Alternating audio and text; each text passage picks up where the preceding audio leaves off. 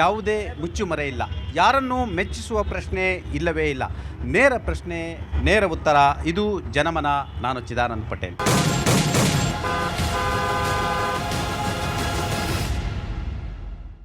ಇವತ್ತು ದಕ್ಷಿಣ ಕನ್ನಡ ಕರಾವಳಿ ಭಾಗದಲ್ಲಿ ಶಾಂತಿ ನೆಲೆಸಬೇಕಾಗಿದೆ. ಕಳೆದ 30 ವರ್ಷಗಳಿಂದ ದಕ್ಷಿಣ ಕನ್ನಡದ ಒಟ್ಟಾರೆ ಕರಾವಳಿ ಭಾಗದಲ್ಲಿ ಕೋಮು ಗಲಭೆ, ಕೋಮು ದ್ವೇಷದ ಕಾರಣಕ್ಕಾಗಿ ಸುಮಾರು 60 ಜನರು ಹತರಾಗಿದ್ದಾರೆ. ಪರಸ್ಪರ ಕೊಲೆಗಳು ನಡೆದಿದ್ದಾವೆ. ಅದು ಮುಲ್ಕಿ ರಫೀಕ್ ಇರ್ಬೋದು, ಶುಕಾನಂದ ಶೆಟ್ಟಿ ಇರುವಂಥದ್ದು, ಪ್ರವೀಣ್ ನೆಟ್ಟಾರು ಇರುವಂಥದ್ದು, ಅನೇಕರು ಲೆಕ್ಕ ಆಗ್ತಾ ಹೋದರೆ 10 ಕೊಲೆಗಳು ಆಗಿರ್ತಕ್ಕಂಥದ್ದು. ಇದನ್ನು ರಾಜಕಾರಣಿಗಳು ಬಂಡವಾಳವನ್ನು ಮಾಡ್ಕೊಳ್ತಾರೆ. ಚುನಾವಣಾ ಸಂದರ್ಭದಲ್ಲಿ ಆಚೆ ಈಚೆ ಕೊಲೆಗಳಾಗ್ತವೆ, ಕೋಮು ಭಾಷಣಗಳನ್ನು ಮಾಡ್ತಾರೆ, ಪ್ರಚೋದನೆಯನ್ನು ಮಾಡ್ತಾರೆ. ಆದರೆ ಅಮಾಯಕರು ಬಲಿಯಾಗ್ತಾ ಇದ್ದಾರೆ. ಇದು ನಿಲ್ಲಬೇಕಾಗಿರ್ತಕ್ಕಂಥದ್ದು. ಇದರ ಬಗ್ಗೆ ವಿಸ್ತೃತವಾಗಿ ಚರ್ಚೆ ಆಗಬೇಕಾಗಿರ್ತಕ್ಕಂಥದ್ದು. ಕರಾವಳಿ ಭಾಗದ ಜನರು ಪ್ರಜ್ಞಾವಂತರು. ಈ ದೇಶಕ್ಕೆ ಆರ್ಥಿಕತೆಯ ಪಾಠವನ್ನು ಕಲಿಸ್ಕೊಟ್ಟಂಥವರು Syndicate Bank, Karnataka Bank, Canara Bank, Vijaya Bank. ಈ ದೇಶಕ್ಕೆ ಹಣಕಾಸು ವಹಿವಾಟು ಯಾವ ರೀತಿ ಇರಬೇಕಂತ ಹೇಳಿದಂಥವ್ರು. ಮಿಸ್ ವರ್ಲ್ಡ್ ಕೊಟ್ಟವರು ಕೂಡ ಕರಾವಳಿಯವರು. ಶೈಕ್ಷಣಿಕರಲ್ಲೂ ಕೂಡ ಮುಂದಿದ್ದಾರೆ, ವ್ಯಾಪಾರ ಕ್ಷೇತ್ರದಲ್ಲೂ ಮುಂದಿದ್ದಾರೆ.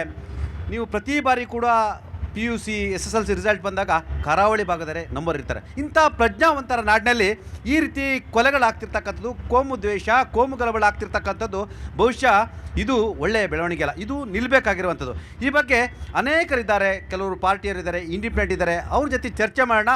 ನಾವು ಇಲ್ಲಿಂದ ಕರಾವಳಿ ಭಾಗದ ಜನರಿಗೆ, ಕರಾವಳಿ ಭಾಗದಲ್ಲಿ ರಾಜಕಾರಣಿಗಳ ಬೇಳೆ ಬೇಯಿಸಿಕೊಳ್ಳಲು ಕೊಲೆ ಮಾಡಿಸ್ತಿರ್ತಕ್ಕಂಥ ರಾಜಕಾರಣಿಗಳು ಕೂಡ ಸಂದೇಶವನ್ನು ಮುಟ್ಟಿಸಬೇಕಾಗಿದೆ. ಕರಾವಳಿಯ ಪ್ರಜ್ಞಾವಂತರಿಗೆ ಸಂದೇಶವನ್ನು ಮುಟ್ಟಿಸಬೇಕಾಗಿದೆ. ಅದು ಅಲ್ಪಸಂಖ್ಯಾತರಿರ್ಬೋದು, ಹಿಂದೂಗಳಿರ್ಬೋದು. ನಾನೀಗ ಆಮ್ ಆದ್ಮಿ ಪಾರ್ಟಿಯಿಂದ ಅನಿಲ್ ರವ್ರನ್ನ ಮಾತನಾಡ್ತಿದ್ದೀನಿ. ಅನಿಲ್ ರವರೇ, ಎಷ್ಟು ಕೊಲೆಗಳು? ರಾಜಕಾರಣಿಗಳು ತಮ್ಮ ಬೇಳೆಯನ್ನು ಬೇಯಿಸ್ಕೊಳ್ಳಲಿಕ್ಕೆ ಈ ಥರ ಕೊಲೆಗಳಾಗ್ತಿರ್ತಕ್ಕಂಥದ್ದು. ಅಲ್ಲಿರ್ತಕ್ಕಂಥವ್ರು ಎಲ್ಲ ಒಂದು ಕಡೆ ಅವರಿಗಾದರೂ ಮನುಷ್ಯತ್ವ, ಸತ್ತವರ ಕುಟುಂಬದ ಪರಿಸ್ಥಿತಿ ಏನು? ಸರ್, ಇವತ್ತು ಕರಾವಳಿಯಲ್ಲಿ ಸತ್ತೋಗಿರೋರು ಯಾರು ಅಂದರೆ ಅಮಾಯಕ ಕಾರ್ಯಕರ್ತರು ಅಂತ ಹೇಳಬೇಕು. ಯಾಕಂದರೆ ಎರಡೂ ಪಕ್ಷ ಅಥವಾ ಎರಡು ಸಂಘಟನೆಗಳ ಕಾರ್ಯಕರ್ತರುಗಳು ಮಾತ್ರ ಸಾಯ್ತಾ ಇದ್ದಾರೆ. ಇವತ್ತು ಇಡೀ ಬೆಂಗಳೂರಲ್ಲಿ ಆಗಿರ್ಬೋದು, ಇಡೀ ಭಾರತ ದೇಶದಲ್ಲಿ ಎಲ್ಲ IT ಕಂಪನಿಗಳಲ್ಲಿ ದೊಡ್ಡ ದೊಡ್ಡ ಹುದ್ದೆಯಲ್ಲಿರೋರು ಕರಾವಳಿ ಭಾಗದಿಂದ ಓದಿ ಬಂದಿರೋರು, ಇಲ್ಲ ಕರಾವಳಿ ಭಾಗದಲ್ಲಿ ಓದಿರುವಂಥ ಯುವಕರಿಗೆ ಒಳ್ಳೊಳ್ಳೆ ಹುದ್ದೆಗಳಲ್ಲಿ ಕೊಡ್ತಾ ಇದ್ದಾರೆ. ಮತ್ತು ಯಾವುದೇ ರಾಜ್ಯದಲ್ಲಾಗಿರ್ಬೋದು, ದೇಶದಲ್ಲಾಗಿರ್ಬೋದು, ಕರಾವಳಿ ಜನರು ಅಂದರೆ ಅವರು ಭ್ರಷ್ಟಾಚಾರ ಮಾಡೋದಿಲ್ಲ, ಅವ್ರು ತುಂಬ ಒಳ್ಳೆ ಜನಗಳು ಅಂತೇಳಿ ಒಂದು ಇಲ್ಲಿ ಎಲ್ಲ ಜಾಗಗಳಲ್ಲಿ ನಂಬಿಕೆ ಇದೆ. ಆದರೆ ಅದೇ ಜಾಗದಲ್ಲಿ ಈ ರಾಜಕೀಯ ನಾಯಕರುಗಳು, ನಾವುಗಳು ಸೇರಿ ಏನು ಮಾಡ್ತೀವಿ ಅಂದರೆ ಈ ಕರಾವಳಿಯ ಹುಡುಗರನ್ನ, ಈ ಏನು ಯುವಕರನ್ನಿದ್ದಾರೆ ಅವ್ರನ್ನ ಸಂಘ ಪರಿವಾರಗಳು ಇಲ್ಲದೆ ಬೇರೆ ಬೇರೆ ಸಂಘಗಳಿಗೆ ಸೇರಿಸ್ಕೊಂಡು ಅವ್ರ ತಲೆಯಲ್ಲಿ ಬ್ರೈನ್ ಸ್ಟ್ರೀಮಿಂಗ್ನ ಮಾಡಿ ಅವರನ್ನು ಈ ದ್ವೇಷದ ಒಂದು ಇದರಲ್ಲಿ ತೊಗೊಂಡೋಗಿ ಕೊಲೆಗಳಾಗ್ತಾ ಇದೆ. ಇವತ್ತು ಸಾಯ್ತಿರೋರು ಎಲ್ಲ ಈಗ 20-25 ಕೊಲೆಗಳು ಈ ಒಂದು 10 ವರ್ಷಗಳಲ್ಲಿ ಆಗಿರೋದ್ರಲ್ಲಿ ಎಲ್ಲ ಸತ್ತೋಗಿರೋರು ಕಾರ್ಯಕರ್ತರುಗಳು, ಬಡವರುಗಳು ಮತ್ತು ಯುವಕರು ಮತ್ತು ಈ ತುಂಬ ಹೆಚ್ಚಾಗಿ ಓದ್ಕೊಂಡಿರೋರೇ ತೀರೋಗಿದ್ದಾರೆ ಅಂತೇಳಿ ಕಂಡು ಬಂದಿದೆ. ಏನು ಅಂದರೆ ಇವತ್ತು ಕಾಲೇಜ್ಗಳಲ್ಲಿ, ಸ್ಕೂಲ್ಗಳಲ್ಲಿ ನಾವು ಏನು ಮಾಡಬೇಕು ಅಂದರೆ ಇವರನ್ನು ಬೇರೆ ದಾರಿಗೆ ತಗೊಂಡು ಹೋಗಬೇಕು, ಉನ್ನತ ಶಿಕ್ಷಣ ಯಾವ ಥರ ಮಾಡಬೇಕು ಅಂತ ತಗೊಂಡು ಹೋಗಬೇಕು. ಕರಾವಳಿ ಭಾಗದ ಯುವಕರಿಗೆ ನಿಜವಾಗ್ಲೂ ಹೇಳ್ತೀನಿ, ಇಡೀ ದೇಶಾದ್ಯಂತ ಒಳ್ಳೊಳ್ಳೆ ಸಂಸ್ಥೆಗಳಲ್ಲಿ ನಿಮಗೆ ಕೆಲಸ ಕೊಡ್ತಾರೆ. ಆದರೂ ಸಹ ಬೇಡದಲ್ಲೇ ಇರೋಂಥ ಈ ಗಲಾಟೆಗಳಿಗೆ ಹೋಗ್ದಲೇ ನೀವು ನಿಮ್ಮ ಏನು ಕರಾವಳಿ ಭಾಗ ಇದೆಯಲ್ಲ ಅದರ ಹೆಸರನ್ನು ತುಂಬ ಉತ್ತುಂಗಕ್ಕೆ ತಗೊಂಡೋಗ್ಬೇಕು. ಹೆಗ್ಗಳಿಕೆ ಮತ್ತು ಹಾಳು ಮಾಡಬಾರ್ದು ಅಂತೇಳಿ ನಾನು ಕೇಳ್ಕೊತಾ ಇದ್ದೀನಿ. ಅತಿಯಾದ ತುಷ್ಟೀಕರಣ, ಅದು ಅಲ್ಪಸಂಖ್ಯಾತರಿರ್ಬೋದು, ಹಿಂದೂಗಳಿರ್ತಕ್ಕಂಥದ್ದು. ಯಾರೆಲ್ಲ ಪ್ರಚೋದನಕಾರಿ ಭಾಷಣವನ್ನು ಮಾಡಿದ್ರು, ಸನ್ಮಾನ್ಯ ಪ್ರಭಾಕರ್ ಭಟ್ ಇರ್ತಕ್ಕಂಥವ್ರು ಅಥವಾ STPI ಇರ್ತಕ್ಕಂಥವ್ರು ಎಲ್ಲರೂ ಕೂಡ ಅವರವರ ಕುಟುಂಬಸ್ಥರು ತುಂಬ ಚೆನ್ನಾಗಿದ್ದಾರೆ. ಅವರ ಮನೆಗಳಲ್ಲಿ ಏನು ಸಮಸ್ಯೆ ಆಗಿಲ್ಲ. ನಳಿನ್ ಕುಮಾರ್ ಕಟೀಲ್ ಇರ್ಬೋದು, ಭರತ್ ಶೆಟ್ಟಿ ಇರ್ಬೋದು, UT ಖಾದರ್ ಇರ್ಬೋದು, ಎಲ್ಲರ ಮನೆಗಳಲ್ಲಿ ಕೂಡ ಇವತ್ತು ಚೆನ್ನಾಗಿದ್ದಾರೆ. ಯಾರು ಬೀದಿ ಹೆಣ್ಣಾಗ್ತಿರ್ತಕ್ಕಂಥದ್ದು ಬಡವರ ಮಕ್ಕಳು, ಅಲ್ಲಿರ್ತಕ್ಕಂಥ ಸಣ್ಣ ಸಣ್ಣ ಸಮುದಾಯದ ಮಕ್ಕಳುಗಳು. ಇವ್ರ ಮಕ್ಕಳೆಲ್ಲರೂ ಕೂಡ ಎಲ್ಲರೂ ಉದ್ಯಮಿಗಳಾಗಿದ್ದಾರೆ, ಬೇರೆ ಬೇರೆ ಕಡೆ ಬಿಸ್ನೆಸ್ ಮಾಡ್ತಿದ್ದಾರೆ, ಒಳ್ಳೆ ಎಜುಕೇಟೆಡ್ಸ್ ಆಗಿದ್ದಾರೆ, ಫಾರಿನಲ್ಲಿದ್ದಾರೆ, ಮಂಗಳೂರಲ್ಲೂ ಕೂಡ ಬಿಸ್ನೆಸ್ ಮಾಡ್ಕೊಂಡಿದ್ದಾರೆ. ಆದರೆ ಸಾಯ್ತಾ ಇರ್ತಕ್ಕಂಥವ್ರು ಅಮಾಯಕರು. ಇವ್ರಿಗೆ ನಾವು ಮೂರ್ಖರು ಅಂತ ಹೇಳೋದ, ಇನ್ನೇನು ಹೇಳೋದು? ಇವರು ಪ್ರಜ್ಞಾವಂತರ ಅಂತ ಹೇಳೋದ, ಮೂರ್ಖರು ಅಂತ ಹೇಳುವಂಥದ್ದು. ಎಲ್ಲ ಒಂದು ಕಡೆ ಅಪೀಸ್ಮೆಂಟ್ ಪಾಲಿಟಿಕ್ಸ್ ಯಾವ ಮಟ್ಟಕ್ಕಾಗಿದೆ ಅಂತ ಹೇಳಿದ್ರೆ, ಒಂದು ಸಮುದಾಯ ಕಾಂಗ್ರೆಸ್ನ ಬಾಯ್ಕಟ್ ಮಾಡ್ತೀವಿ ಅಂತ ಪರೋಕ್ಷವಾಗಿ ಥ್ರೆಟ್ ಮಾಡ್ತಾರೆ. ಇವತ್ತು ಕರ್ನಾಟಕದಲ್ಲಿ ಕಾಂಗ್ರೆಸ್ ಸರ್ಕಾರ ಇದೆ. ದಕ್ಷಿಣ ಕನ್ನಡದಲ್ಲಿ ಉಸ್ತುವಾರಿ ಸಚಿವರಾಗಿರ್ತಕ್ಕಂಥವ್ರು ದಿನೇಶ್ ಗುಂಡೂರಾವ್ ಅಂತೇಳಿ. ಆದರೆ ದಿನೇಶ್ ಗುಂಡೂರಾವ್ ಅವರಿಗೆ ಎಲ್ಲ ಒಂದು ಕಡೆ ದಕ್ಷಿಣ ಕನ್ನಡದ ಸಹವಾಸ ಬೇಡ ಅನಿಸಿದೆ. ಯಾಕಂದರೆ ಅವರು ಬೆಂಗಳೂರಿನವರು, ಅಲ್ಲಿಯ ವಾಸ್ತವತೆ ಅರ್ಥ ಆಗ್ತಾ ಇಲ್ಲ. ಎಲ್ಲ ಒಂದು ಕಡೆ ಅವ್ರನ್ನೇ ಪ್ರವೋಕ್ ಮಾಡುವಂಥ ಸ್ಥಿತಿ ನಿರ್ಮಾಣ ಆಗ್ತಿರ್ತಕ್ಕಂಥದ್ದು. ಇಡೀ ದಕ್ಷಿಣ ಕನ್ನಡದಲ್ಲಿ ಇವತ್ತು ಕಂಟ್ರೋಲ್ ತೆಗೆದುಕೊಂಡಿರ್ತಕ್ಕಂಥದ್ದು ಸನ್ಮಾನ್ಯ ಸ್ಪೀಕರ್ UT ಖಾದರ್ ಮತ್ತು ಅವರ ಕುಟುಂಬ. ಅವರ ಕುಟುಂಬ ಏನು ಹೇಳುತ್ತೆ ಆ ರೀತಿ ಇವತ್ತು ದಕ್ಷಿಣ ಕನ್ನಡದಲ್ಲಿ ಅಧಿಕಾರಿಗಳೇ ಕೇಳ್ತಿದ್ದಾರೆ. ಅಲ್ಲಿ ಇಡೀ ವ್ಯವಸ್ಥೆ ನಡೆದಿದೆ ಅಂತೇಳಿ ಗಂಭೀರ ಆರೋಪ ಕಾಂಗ್ರೆಸ್ ವಲಯದಲ್ಲಿ ಕೇಳ್ತಿರ್ತಕ್ಕಂಥದ್ದು. ಕಳೆದ ಇಸ್ವಿ 1968ರಿಂದ ಆರಂಭ ಆಗಿರ್ತಕ್ಕಂಥದ್ದು. ಅದು ಅಲ್ಲಿಂದ ಬಾಬ್ರಿ ಮಸೀದಿ ಇರ್ಬೋದು, ಬೇರೆ ಬೇರೆ ವಿಚಾರಗಳು ಕೂಡ ಕೊಲೆಗಳಾಗ್ತಿರ್ತಕ್ಕಂಥದ್ದು. ಇದು ನಿಲ್ಲಬೇಕಾ ಬೇಡವಾ? ಈ ಪ್ರಚೋದನಕಾರಿ ಭಾಷಣ ಮಾಡೋಂಥವರಿಗೆ ಏನು ಮಾಡಬೇಕು? ಇದು ಕಂಪ್ಲೀಟ್ಲಿ ನಿಲ್ಲಬೇಕು ಸರ್. ಇದು ಏನಾಗಿದೆ ಅಂದರೆ ಇವಾಗ ದಕ್ಷಿಣ ಕನ್ನಡ ಎಸ್ಪೆಷಲಿ ಮಂಗಳೂರು, ಕುದ್ರೋಳಿ, ಬಂಟ್ವಾಳ ಇವೆಲ್ಲ ಒಂಥರ ಪ್ಯಾಟ್ರನ್ ಮರ್ಡರ್ ಥರ ಆಗ್ತಾ ಇದೆ. ಏನಂದರೆ ಅಲ್ಲಿರೋ ಜನನೇ ಲೈಕ್ ಯಾರೇ ಇರಲಿ, ಅವರು BJP ಕಾರ್ಯಕರ್ತರಿರಲಿ ಅಥವಾ ಇದು ಏನದು ಬಜರಂಗ್ ದಳ ಯಾವುದೇ ಕಾರ್ಯಕರ್ತರಿರಲಿ, ಅವ್ರನ್ನ ಒಬ್ಬರನ್ನ ಮರ್ಡರ್ ಮಾಡಿದ್ರು. ಎಲ್ಲ ಸಮುದಾಯದವರು ಬಂದರು, ಕಾಂಗ್ರೆಸ್ ಅವರು. ಈಗ ನೋಡಿ, ಸುಹಾಸ್ ಶೆಟ್ಟಿದು ಮೊನ್ನೆ ಮರ್ಡರ್ ಮಾಡಿದ್ದಾರೆ. ಸುಹಾಸ್ ಶೆಟ್ಟಿ ಮರ್ಡರ್ ಮಾಡಿದಾಗ ಈಗ ಪ್ರೆಸೆಂಟ್ ಇರೋ ಗೌರ್ಮೆಂಟು ಕಾಂಗ್ರೆಸ್ಸು ಒಬ್ಬರು ಯಾರು ಅವ್ರ ಇದಕ್ಕೆ ಹೋಗಿ ಅವ್ರಿಗೆ ಸಮಾಧಾನ ಮಾಡಿಲ್ಲ, ಇಲ್ಲಿ ಏನೂ ಮಾಡಲಿಲ್ಲ. ಅವ್ರಿಗೇನು ಒಂದು ಟೈಟಲ್ ಕೊಟ್ಟರು ಸುಹಾಸ್ ಶೆಟ್ಟಿಗೆ, ರೌಡಿ ಶೀಟ್ರು ಅಂತ ಒಂದು. ಈಗ ಎರಡನೇದು ಮೊನ್ನೆ 3 ಜನ ಕರಾವಳಿಲಿ ಮರ್ಡರ್ ಆಗಿದ್ದಾರೆ. ಯಾರು? ಒಂದು ಕೋಮಿನವರು, you take it as a Muslims ಅಂತಾರೆ. ಅವರು ಆದಾಗ ಮಾತ್ರ ಇಲ್ಲಿಂದ ಎಲ್ಲರೂ ಓಡೋಗಿದ್ದಾರೆ. ಎಸ್ಪೆಷಲಿ ಅಲ್ಲಿರೋ ಇವರು ಯಾರೋ ಮಿನಿಸ್ಟ್ರುಗಳು ಯಾರಿದ್ದಾರೆ ಅವರು ರಾಜೀನಾಮೆ ಕೊಡಬೇಕಂತೆ.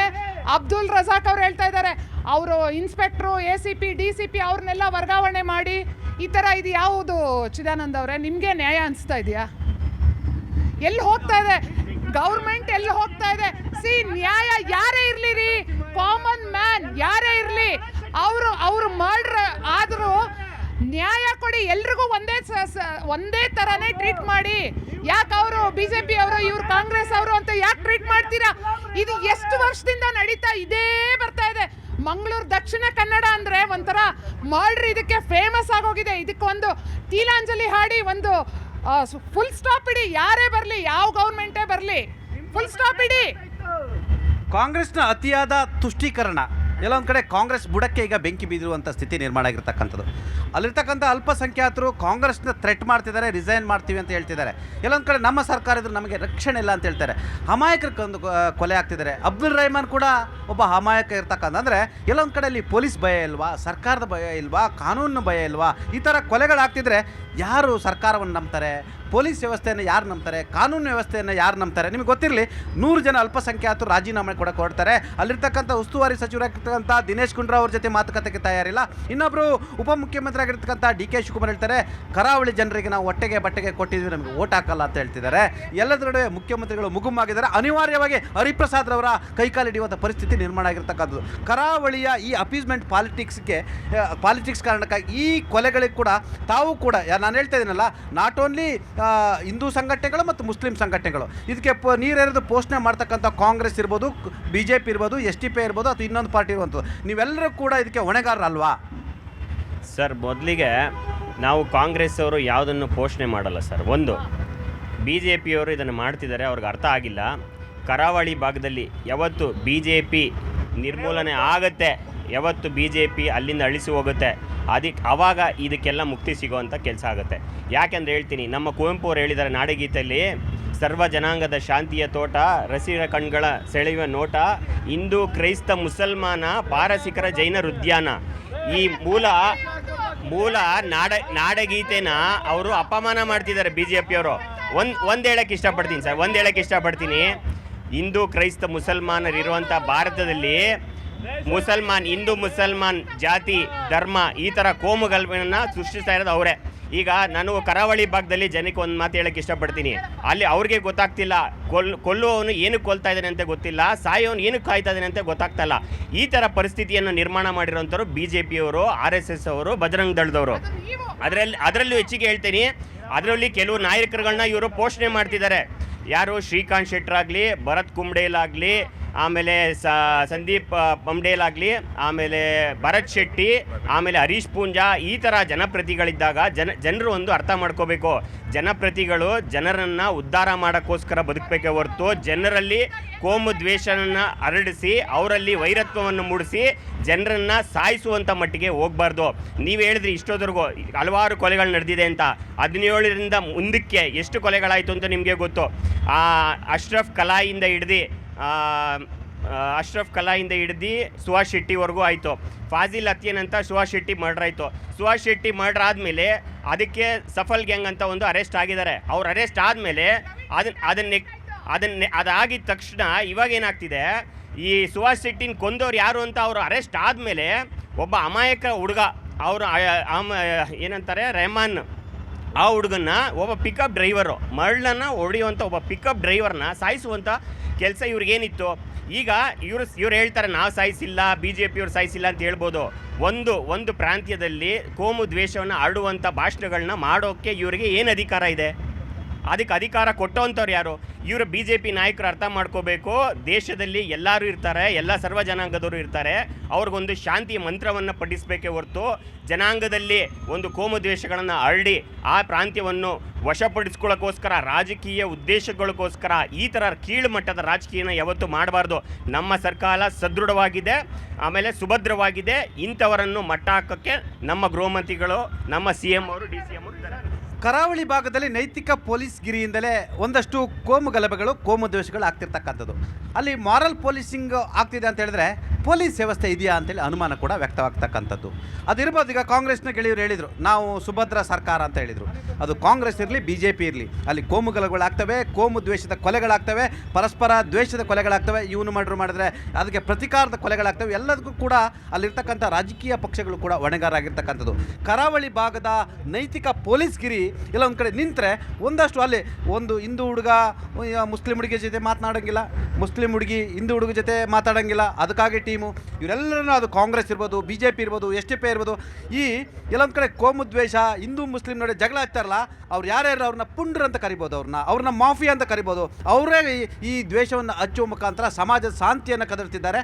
ಇವರಿಗೆಲ್ಲರಿಗೂ ಪಾಠ ಯಾರು ಕಲಿಸ್ಬೇಕಾಗಿದೆ? ಇವತ್ತು BJP ಒಂದು ವಿಷಯನ ಯಾವಾಗ ಜಾತಿ ಕುಲದಲ್ಲಿ ಬಿಡ್ತಾರೆ, ಜಾತಿ ಕುಲ ಅನ್ನೋದು ತೆಗಿತಾರೆ ಅವರು, ಆ ಟೈಮ್ನಲ್ಲಿ ಯಾವಾಗ ಇವರು ಹುಡುಗ ಹುಡುಗಿ ಮೇಲೆ ಅದು ಇದ್ರದ್ದು ಇಲ್ದಿರೋ ಕಥೆಗಳೆಲ್ಲ ಮಾಡಿ ಅವ್ರಿಗೆ ಕೊಲೆಗಳು ಮಾಡುವ ಅವಕಾಶ ಇದ್ದರೆ, ಸೊ ಅದಕ್ಕೆ ಪೊಲೀಸವರು ಕ್ರಮ ತಗೊಬೇಕು. ಪೊಲೀಸವ್ರು ಏನು ಮಾಡ್ತಾರೆ ಅಂತ ಹೇಳಿದ್ರೆ, ಅವ್ರು ಯಾರೋ ದುಡ್ಡು ಕೊಟ್ಟ ಅಂದ್ಬಿಟ್ಟು ಅವರು ಹಿಂದೆ ಹೋಗ್ಬಿಡ್ತಾರೆ. ಈ ಥರ ಎಲ್ಲ ಮಾಡಬಾರ್ದು. ಅವರು ಕರೆಕ್ಟಾಗಿ ಅವ್ರಿಗೆ ಶಿಕ್ಷೆ ಕೊಡಬೇಕು. ಅವ್ರಿಗೆ ಶಿಕ್ಷೆ ಕೊಟ್ಟು ಒಳಗಡೆ ಹಾಕಿದ್ರೆ ಅವ್ರು ಒಬ್ಬರಿಗೆ ಪಾಠ ಕಲಿಸಿದಾಗ ಇನ್ನೊಬ್ಬನು ಕಲಿತಾನೆ. ಸೊ ಇದೆಲ್ಲ ಮಾಡ್ತಾ ಇಲ್ಲ. ಎಲ್ಲ ಏನಾಗ್ತಾಯಿದೆ ಅಂದರೆ ದ್ರೋಹ ಮಾಡ್ತಾ ಇದ್ದಾರೆ. ಪೊಲೀಸವರು ಕೂಡ ದ್ರೋಹ ಮಾಡ್ತಾ ಇದ್ದಾರೆ ಇವತ್ತು. ಸರ್, ಹಿಂದೂ ಮುಸ್ಲಿಂ ಹೌದು, ಏನಿದು ಕರಾವಳಿ ಭಾಗದಲ್ಲಿ ಜನರು ಪಾಪದ ಜನರು ಏನು ಮಾಡಿದ್ದಾರೆ ರೀ? ಎಲ್ಲ ಸತ್ತಿರೋರ ಕುಟುಂಬಗಳು ನೋಡಿ, ಎಲ್ಲರೂ ಕೂಡ ಬಡವರಿದ್ದಾರೆ ಸರ್. ಎಲ್ಲರೂ ಕೂಡ ದ್ವೇಷದ ರಾಜಕೀಯಕ್ಕೆ ಬಲಿಯಾಗಿರ್ತಕ್ಕಂಥದ್ದು. ಎಲ್ಲರೂ ಕೂಡ ರೌಡಿ ಶೀಟರ್ಸ್ ಆಗಿರೋದು ಬೇರೆ ಬೇರೆ ಕಾರಣಕ್ಕೆ. ಇದೇ ಮುಂದುವರೆದ್ರೆ ಕರಾವಳಿಯಲ್ಲಿ ಯಾರು ಬಿಸ್ನೆಸ್ ಮಾಡ್ತಾರೆ? ಕರಾವಳಿಗೆ ಹೋಗಿ ಯಾರು ಇನ್ವೆಸ್ಟ್ಮೆಂಟ್ ಮಾಡ್ತಾರೆ? ಕರಾವಳಿಯಲ್ಲಿ ಯಾರು ಜನಸಾಮಾನ್ಯರು ಯಾಕೆ ಪ್ರವಾಸೋದ್ಯಮ ಯಾಕೆ ಹೋಗ್ತಾರೆ? ಎಲ್ರಿಗೂ ಭಯ ಇರಲ್ವಾ? ದಕ್ಷಿಣ ಕನ್ನಡದಲ್ಲಿ ರಾಜಕಾರಣಿಗಳು ಅಂದರೆ BJPಗರು ಮತ್ತು ಕಾಂಗ್ರೆಸ್ಸಿಗರು ತಮ್ಮ ರಾಜಕೀಯದ ಅಂತ ಒಂದಿದೆ, SDPI ಅಂತ ಒಂದಿದೆ, ಹೌದು, ಅವರ ರಾಜಕೀಯ ದಾಹಕ್ಕೋಸ್ಕರ ಇವತ್ತು ಯುವಕರ ರಕ್ತವನ್ನು ಕುಡಿತಾ ಇದ್ದಾರೆ. ಕೋಮು ಗೆಲುವೆ ಮತ್ತು ಕೋಮು ಬೆಂಕಿಯನ್ನು ಹಚ್ಚುವ ಮುಖಾಂತರ ಅವರ ರಕ್ತವನ್ನು ಹೀರ್ತಾ ಇದ್ದಾರೆ. ಅವ್ರ ಪ್ರಾಣದ ಜೊತೆ ಚೆಲ್ಲಾಟ ಆಡ್ತಿದ್ದಾರೆ, ಬಡವರ ಜೀವನ ಜೊತೆ ಚೆಲ್ಲಾಟ ಆಡ್ತಿದ್ದಾರೆ ಅಂತ ಹೇಳಿದರೆ ತಪ್ಪಾಗಲಾರ್ದು. ಇವತ್ತಿನ ಪರಿಸ್ಥಿತಿ ಯಾವ ಮಟ್ಟಿಗೆ ನಿರ್ಮಾಣ ಆಗಿದೆ ಅಲ್ಲಿ ಅಂತಂದರೆ, ಒಂದು ರಸ್ತೆ ಅಪಘಾತ ಆದರೂ ಕೂಡ ಅದು ಇವರು ಏನೋ ಹಿಂದೂಗಳಿಂದ ಆಯಿತಾ, ಮುಸ್ಲಿಮಿಂದ ಆಯಿತಾ, ಗುದ್ದಿದವನು ಹಿಂದೂನಾ ಅಥವಾ ಸತ್ತವನು ಮುಸ್ಲಿಮಾ ಅಂತ ಹೇಳಿ ನೋಡೋ ಒಂದು ಮಟ್ಟಿಗೆ ದುಸ್ಥಿತಿಗೆ ಇವತ್ತು ತಳ್ಳಲ್ಪಟ್ಟಿದ್ದಾರೆ. ಹಾಗಾಗಿ ಇವತ್ತೇನು ನಮ್ಮ ದಕ್ಷಿಣ ಕನ್ನಡದ ನಾಗರಿಕರಿದ್ದೀರಿ, ಕೊಳೆಗಡಗರ ಜಿಲ್ಲೆ ಅಂತೇಳಿ ಹೆಸರಾಗದ ದಿನಗಳು ಭಾಳ ದೂರದಲ್ಲಿಲ್ಲ. ಹಾಗಾಗಿ ಈ ಕೂಡಲೇ ನಮ್ಮ ಜನರು ಏನದನ್ನು ಅರ್ಥ ಮಾಡ್ಕೊಬೇಕಾಗಿದೆ. ಅವರ ಒಂದು ರಾಜಕೀಯ ಲಾಭಕ್ಕೋಸ್ಕರ ನಮ್ಮ ಒಂದು ಯುವಕರ, ನಮ್ಮ ಒಂದು ಜನರ, ನಮ್ಮ ಒಂದು ಮಕ್ಕಳ ಜೀವನ ಜೊತೆ ಚೆಲ್ಲಾಟ ಆಡ್ತೀರಂತೇಳಿ ಈ ಕೂಡಲೇ ಎಚ್ಚೆತ್ಕೊಬೇಕಾಗಿದೆ. ಇಲ್ಲ ಅಂತಂದರೆ ಬರೀ ನಮ್ಮ ಆ ಜಿಲ್ಲೆಗೆ ಮಾತ್ರ ಇಲ್ಲ, ಇಡೀ ಕರ್ನಾಟಕಕ್ಕೆ ಆರ್ಥಿಕವಾಗಿ ಮತ್ತು ಅಭಿವೃದ್ಧಿಯಲ್ಲಿ ಕುಂಠಿತ ಹೊಂದುವಂತಹ ಎಲ್ಲ ಒಂದು ಲಕ್ಷಣಗಳು ಕಂಡು ಬರ್ತವೆ. ಬೆಂಗಳೂರು ಬಿಟ್ಟರೆ ಒಂದಷ್ಟು ಅತಿ ಹೆಚ್ಚು ತೆರಿಗೆ ಕೊಡ್ತಕ್ಕಂಥದ್ದು ಕರಾವಳಿ ಭಾಗ. ಮೀನುಗಾರಿಕೆ ಇರ್ತಕ್ಕಂಥದ್ದು ಪ್ರಮುಖವಾಗಿ ಅಲ್ಲಿ ಬಂದರಿರೋ ಕಾರಣಕ್ಕಾಗಿ ಎಲ್ಲ ಒಂದು ಕಡೆ ಈ ಥರ ಕೋಮು ಗಲಭೆಗಳು, ಕೋಮು ದ್ವೇಷಗಳು, ಬಲಿಗಳಾಗ್ತಾಯಿದ್ರೆ ಯಾರು ಅಲ್ಲಿ ವ್ಯಾಪಾರ ಮಾಡೋಕ್ಕೆ ಇಷ್ಟಪಡ್ತಾರೆ? ಇಷ್ಟಪಡೋದಲ್ಲ, ಭಯ ಶುರುವಾಗ್ತಿದೆ ಅಲ್ಲಿ ಜನಗಳಿಗೆ. ಇವಾಗ ಅಲ್ಲಿ ಜನಕ್ಕೆ ಭಯ ಶುರುವಾಗ್ತಿದೆ. ಒಂದು ಹಿಂದೂ ಸತ್ರ ಒಂದು ಮುಸ್ಲಿಂ ಸಾಯ್ತಾನೆ, ಒಂದು ಮುಸ್ಲಿಂ ಸತ್ರ ಒಂದು ಹಿಂದೂ ಸಾಯ್ತಾನೆ. ಇದು ರಾಜಕೀಯದ ಅವರ ಪರಮಾವಧಿ. ಇದು ಅವರು ರಾಜಕೀಯಕ್ಕೋಸ್ಕರ ಬಡ ಮಕ್ಕಳುಗಳ ಪ್ರಾಣ ತೆಗಿತಾ ಇದ್ದಾರೆ. ಇವ್ರು ಹೇಳ್ದಂಗೆ ರಕ್ತ ಕುಡಿತಾ ಇದ್ದಾರೆ ಅವರು. ಇದನ್ನೆಲ್ಲ ನೋಡಿಕೊಂಡು ನಮ್ಮ ಗೃಹ ಸಚಿವರು ಸುಮ್ಮನೆ ಇದ್ದಾರೆ. ಅವ್ರ ಯೋಚನೆ ಏನು ಗೊತ್ತಾ? ರಣ್ಯಾರವ್ಗೆ ಚಿನ್ನ ಕೊಡಿಸೋದು, 50 ಲಕ್ಷ ಕ್ಯಾಶ್ ಕೊಡೋದು, ಇಡೀ ರೈಡಾಗ ಅವ್ರ ಚಿನ್ನದ ಯೋಚನೆ ಇದೆ. ಇಂಥ ಗೃಹ ಸಚಿವರು ಇರೋದ್ರಿಂದನೇ ಇಷ್ಟು ಕೊಲೆಗಳಾಗೋದಕ್ಕೆ ಕಾರಣ ಅಂತ ನಾನು ಹೇಳ್ತೀನಿ. ಮೊದಲು ಅವ್ರು ರಾಜೀನಾಮೆ ಕೊಟ್ಟೋಗಿ ಆರಾಮಾಗಿ ಇಟ್ಕೊಳ್ಳಿ.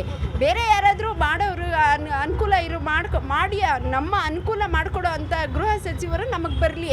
ಸರ್ಕಾರ ಯಾಕೆ ಇದ್ರ ಬಗ್ಗೆ ಯೋಚನೆ ಮಾಡದೆ ಸುಮ್ಮನೆ ಇದೆ? ನಮ್ಮ ಇದು ಎಲ್ಲ ಸಾಯ್ತಾ ಇದ್ರು, ಅವ್ರಿಗೆ ಯೋಚನೆನೇ ಇಲ್ಲ. ಏನದು ಧರ್ಮದ ದಳ್ಳೂರಿ ಅಲ್ಲಿ ಹತ್ತಿ ಉರಿತಾ ಇದೆ. ಇವ್ರು ನೋಡ್ಕೊಂಡು ಸುಮ್ಮನೆ ಇದ್ದಾರಲ್ಲ, ಇಂಥ ಸಚಿವರು ನಮಗೆ ಬೇಕಾ? ಸುಮ್ಮನೆ ಇರ್ರಿ, ಇಷ್ಟೆಲ್ಲ ಆಗ್ತಾ ಇದೆ ಗೊತ್ತಾಗಲ್ವ ನಿಮಗೆ? ನಿಮ್ಮ ಸರ್ಕಾರಕ್ಕೆ ಮಾತಾಡ್ರಿ ನೀವು. ನಿಮ್ಮ ಸಚಿವರಿಗೆ ಹೇಳ್ರಿ, ನಿಮ್ಮ ಸಚಿವರಿಗೆ ಹೇಳ್ರಿ. ಇಲ್ಲಿ ಸಾಯ್ತಾ ಇದ್ದಾರೆ ನಿಮ್ಮಿಂದ, ಅವರಿಂದ ಇವರು ಜನ ಸಾಯ್ತಾ ಇದ್ದಾರೆ. ಅಲ್ಲಿ ಕೊಲೆ ಎಂತ ಚಿಕ್ಕ ಕರಾವಳಿ ಪ್ರದೇಶ ಅಂದ್ರೆ ಜನಕ್ಕೆ ಸ್ವರ್ಗತ್ತರ. ಅದು ಇವತ್ತು ಕೊಲೆ ರಾಜ್ಯ ಆಗಿದೆ. ಇದನ್ನ ಯಾರಿಗೆ ಕೇಳ್ತಾರೆ? ಎಲ್ಲಿ ಬಾಯಿ ಮುಚ್ಕೊಂಡಿದ್ದೀರಾ? ನಾನ್ ಮಾತಾಡ್ದಾಗ ಮಾತಾಡ್ತೀರಾ? ನಿಮ್ಮ ಸಚಿವರಿಗೂ ಕೇಳ್ರಿ ಫಸ್ಟ್. ಹಿಂದೂ ಇರ್ಬೋದು, ರಾಜಕಾರಣಿ ಇರ್ಬೋದು, ಮುಸ್ಲಿಂ ಇರ್ಬೋದು, ಇವರಿಂದಲೇ ಅರ್ಧ ಇಡೀ ಕರಾವಳಿಗೆ ಇವತ್ತು ಬೆಂಕಿ ಹತ್ತಿರೋದಲ್ವಾ? ಇದಕ್ಕೇನು ಮಾಡ್ಬೇಕು? ಇದಕ್ಕೆ ನಾನು ನಂಜುಂಡಸ್ವಾಮಿ, ನಾನು ಯಾವುದೋ ಪಕ್ಷದ ಪರವಾಗಲ್ಲ, ನಾನು ಜನಗಳ ಪರವಾಗಿ ಮಾತಾಡ್ತಾ ಇರೋದು. ಕಾಂಗ್ರೆಸ್ ಆಗಲಿ, BJP ಆಗಲಿ, JDS ಆಗಲಿ, SDP ಆಗಲಿ, ಎಲ್ಲ ಒಂದು ನಾಣ್ಯದ ಮುಖಗಳಿದ್ದಂತೆ. ಯಾಕೆ ಅಂತಂದರೆ ಒಬ್ಬ ಮುಸ್ಲಿಮ್ಸು ಒಬ್ಬ ಹಿಂದೂ ಅಂತ ಅಂದ್ಕೊಂಡು ಅವರವರ ಈ ಜಾತಿಗೋಸ್ಕರ ಇನ್ನೊಬ್ಬನ ಸಾಯಿಸಿ ರಾಜಕೀಯದಲ್ಲಿ ಈ ಬಡಬಗ್ಗರನ್ನ ತಮ್ಮ ಕೆಲಸಕ್ಕೆ ಉಪಯೋಗಿಸ್ಕೊಂಡು ಅವ್ರ ಅಮಾಯಕರನ್ನ ಬಲಿ ಕೊಡೋಕ್ಕೆ ಇವರು ರಾಜಕೀಯ ಪಕ್ಷದ ನಾಯಕರು. ಯಾವುದೊಬ್ಬ ರಾಜಕೀಯ ವ್ಯಕ್ತಿಯ ಮಕ್ಕಳು ಸತ್ತಿದಾರ? ಸತ್ತಿಲ್ಲ. ಯೋಚನೆ ಮಾಡಿ ನೀವು. ನಮ್ಮ ದೇಶದಲ್ಲಿ, ನಮ್ಮ ರಾಜ್ಯದಲ್ಲಿ ಇಡೀ 32 ರಾಜ್ಯಗಳಲ್ಲಿ ಅತ್ಯಂತ ಶಾಂತಿ ರಾಜ್ಯ ಅಂದರೆ ಕರ್ನಾಟಕ. ಅದರಲ್ಲೇ ಈ ಕೋಮುವಾದಿ ಸೃಷ್ಟಿಯಾಗಿ ಹಿಂಗ ತೊಂದರೆ ಆಗ್ತಿದೆ. ಇದು BJP ಆಗಲಿ, ಕಾಂಗ್ರೆಸ್ ಆಗಲಿ, ಆ ಪಕ್ಷದ ಬಗ್ಗೆ ಅಂತಲ್ಲ. ಜನಗಳು ಎಲೆಕ್ಷನ್ ಟೈಮಲ್ಲಿ ಉಪಯೋಗಿಸ್ಕೊಂಡು ಅವ್ನು ಕ್ಯಾನ್ವಸ್ ಮಾಡಿದಾಗ ಗೆದ್ದವರು ಸೋತವ್ರನ್ನ ಗೆದ್ದವ್ರು ಸಾಯಿಸೋದು, ಸೋತವರು ಸುಮ್ಮನೆ ಮನೇಲಿ ಕೂತಿರ್ತಾರೆ ಸೈಲೆಂಟಾಗಿ, ಅಂಥವ್ರು ಹುಡುಕ್ತಾರೆ. ಯಾಕೆ ಕ್ಯಾನ್ವಸ್ ನನ್ನ ಪರ ಮಾಡಿಲ್ಲ ಅಂತ. ಇಂಥ ಕೋಮುವಾದಿ ನಮ್ಮ ರಾಜ್ಯದಲ್ಲಿ ನಿಲ್ಲಬೇಕು. ಆಮೇಲೆ ಪೊಲೀಸ್ ಇಲಾಖೆಗಳಲ್ಲಿ ಆ ರಾಜ್ಯದ ಯಾವುದೇ ಒಬ್ಬ ಅಧಿಕಾರಿ, DCP ಆಗಲಿ, ACP ಆಗಲಿ, ಅಲ್ಲಿ ಅವ್ರು ಇರಬಾರ್ದು. ಬೇರೆ ಜಿಲ್ಲೆಯವರು ಅಲ್ಲಿರಬೇಕು, ಅಲ್ಲಿ ಅವ್ರು ಇಲ್ಲಿರಬೇಕು. ಆಗ ಅಲ್ಲಿನ ಕಾನೂನು ಕರೆಕ್ಟಾಗಿ ಗೊತ್ತಾಗುತ್ತೆ. ಆಗ ಅವ್ನು ಮುಸ್ಲಿಮ್ಸು ಹಿಂದೂನು ಅಂದ್ಕೊಂಡು ಅವನ್ನ ಏನು ಶಿಕ್ಷೆ ಕೊಡಬೇಕು, ಪೊಲೀಸರು ಸರಿಯಾದ ಕಾನೂನು ತಗೋಬೇಕು. ಈಗ ಗೃಹ ಸಚಿವರು ಗಂಡು ಸ್ಥಾನದಲ್ಲಿ ಶಿಕ್ಷೆ ಕೊಡೋಕ್ಕೆ ಒಂದು ಎಕ್ದು ಹೋರಾಟ ಮಾಡಬೇಕು. ಅವರು ಗೃಹ ಮಂತ್ರಿ ಆಗಲಿ, CM ಆಗಲಿ, DK ಶಿವಕುಮಾರ್ ಆಗಲಿ. ಇದು ನಮ್ಮ ಪಕ್ಷ, ಇದು ನಮ್ಮದು ರಾಜ್ಯ ಅಂತ ಅನ್ಕೋಬೇಕು. ನಮ್ಮ ಪಕ್ಷದಲ್ಲಿ ಎಲ್ಲ ಒಳ್ಳೆ ತಿಳ್ಕೋಬಾರ್ದು. ನಿಮಗೆ ಬುಡಿಕೆ ಕೊಳ್ಳಿಯವರು ನಿಮ್ಮ ಪಕ್ಷದಲ್ಲಿದ್ದಾರೆ, ಆದರೆ ಅಮಾಯಕರು ಮಾತ್ರ ಸಾಯ್ತಾ ಇದ್ದಾರೆ. ಇದಕ್ಕೆ ಒಳ್ಳೆ ಕಾನೂನು ಉಪಯೋಗಿಸ್ಕೊಂಡು ಯಾರು ಕೊಲೆ ಆಗ್ತಾರೆ ಅಮಾಯಕರೇ, ಅವ್ರ ಮನೆಗೆ ಯಾರು ನೋಡಲ್ಲ. ಯಾವುದೇ ಒಬ್ಬ ರಾಜನಾಥ್ ಸಿಂಗ್ ಆಗಲಿ, ಯಡಿಯೂರಪ್ಪ ಆಗಲಿ, DK ಶಿವಕುಮಾರ್ ಆಗಲಿ, ಸಿದ್ದರಾಮಯ್ಯ ಆಗಲಿ, ಇನ್ನು ಪರಮೇಶ್ವರ ಆಗಲಿ, ಅವ್ರ ಮಕ್ಕಳುಗಳು ಯಾರು ಸತ್ತಿಲ್ಲ. ಈ ಬಾವುಟ ಕಟ್ಕೊಂಡಿರ್ತಲ್ಲ, ಕಾಂಗ್ರೆಸ್ಗೆ ಜೈ, BJPಗೆ ಜೈ, JDC ಅಂತಾರಲ್ಲ, ಅಂಥವ್ರು ಸತ್ತಿರೋದು. ಇದು ಸರಿಯಾದ ಕಾನೂನು ಶಿಕ್ಷೆ ಕೊಡ್ಬೇಕಂತ ನಾನು ಕೇಳ್ತೀನಿ. ಸತ್ಯವಾದ ಮಾತಾಡಿದ್ರು. ಎಷ್ಟೋ ಮನೆ ಸೂತಕದ ಮನೆಗಳಾಗಿದ್ದಾವೆ. ರಾಜಕಾರಣಿಗಳ ಪ್ರವೋಕ್ ಮಾಡ್ತಾನೇ ಇರ್ತಾರೆ.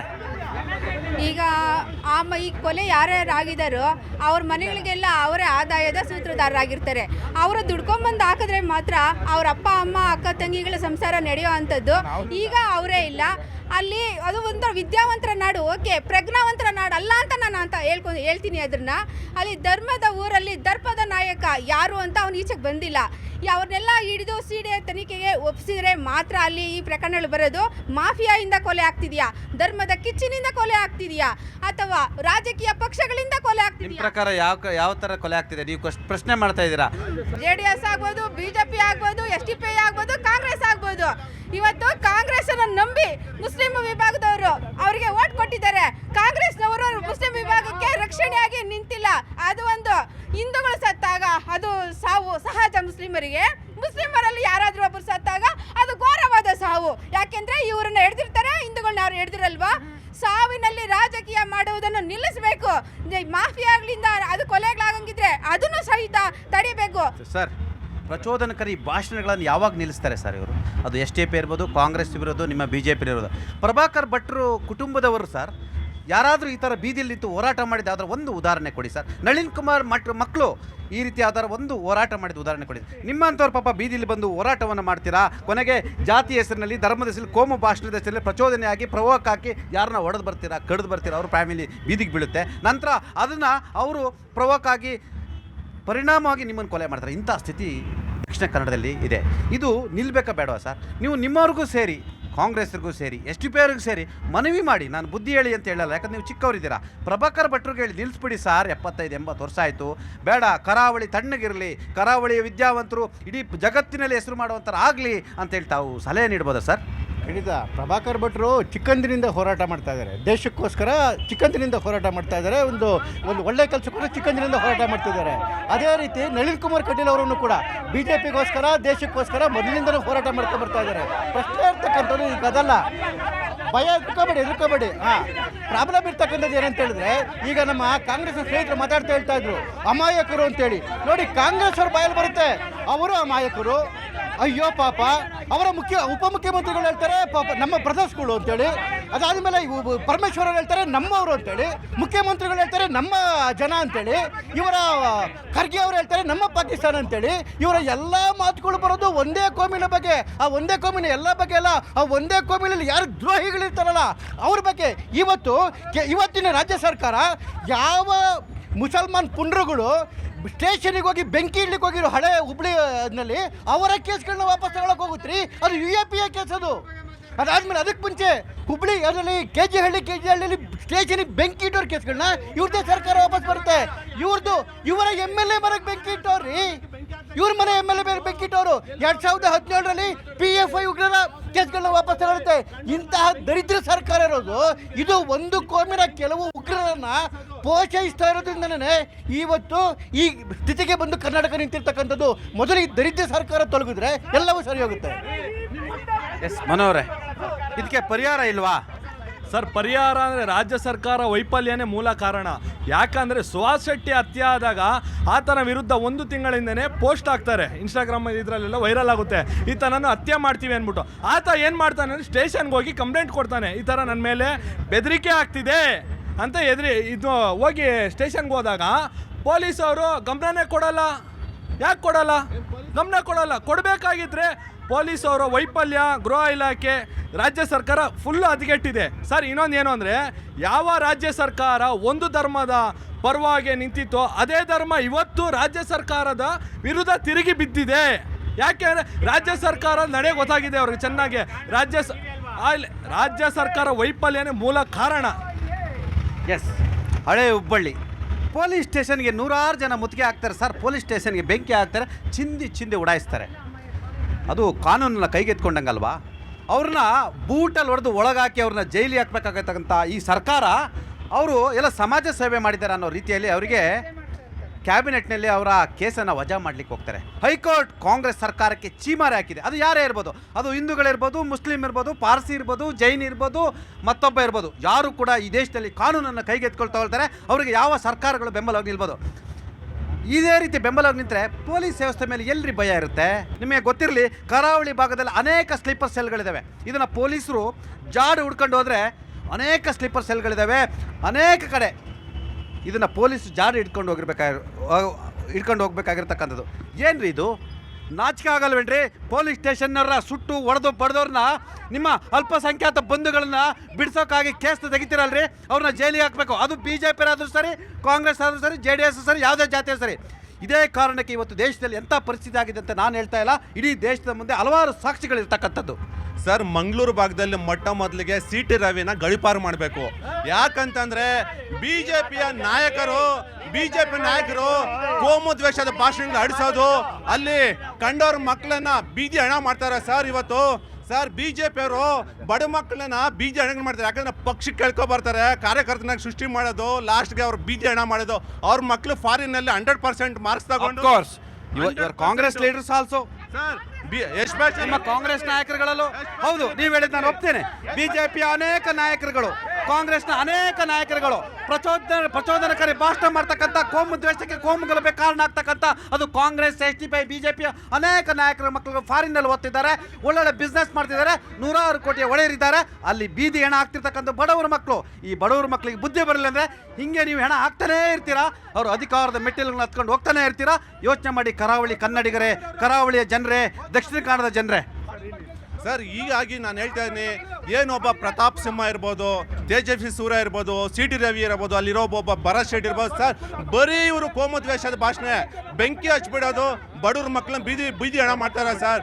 ಬೆಂಕಿ ಹಚ್ಚೋದು ಬಿಜೆಪಿ ನಾಯಕರು ಬೆಂಕಿ ಹಚ್ತಾ ಇದ್ದಾರೆ. ಅಲ್ಲಿ ಮೊದಲು ಆ ಕೆಲಸ ಬಿಡಬೇಕು, ಮೊದಲಲ್ಲಿ ಸೌಹಾರ್ದತೆ ಕಾಪಾಡಬೇಕು, ಶಾಂತಿ ಕಾಪಾಡ್ಬೇಕು ಸರ್. ರಾಜಕೀಯ ಯಾವಾಗ್ಲೂ ಇರುತ್ತೆ, ಮೊದಲಲ್ಲಿ ಜನರ ಸುಖ ಶಾಂತಿ ನೆಮ್ಮದಿಯಿಂದ ಜೀವನ ಮಾಡಕ್ ಬಿಡ್ಬೇಕು ಸರ್. ಬಿಜೆಪಿ ಪಕ್ಷ ಕೇವಲ ಕರಾವಳಿ ಭಾಗದಲ್ಲಿ ಅಷ್ಟೇ ಅಲ್ಲ, ಇಡೀ ಭಾರತದಲ್ಲಿ ಸರ್ವನಾಶ ಆದಾಗ ಮಾತ್ರ ಶಾಂತಿ ತೋಟ ನೆಮ್ಮದಿಯಿಂದ ಇರಕ್ಕೆ ಸಾಧ್ಯ ಸರ್. ಅಪೀಸ್ಮೆಂಟ್ ಪಾಲಿಟಿಕ್ಸ್ ಯಾವ ಮಟ್ಟಕ್ಕೆ ಆಗ್ತಿದೆ ಗೊತ್ತಾ?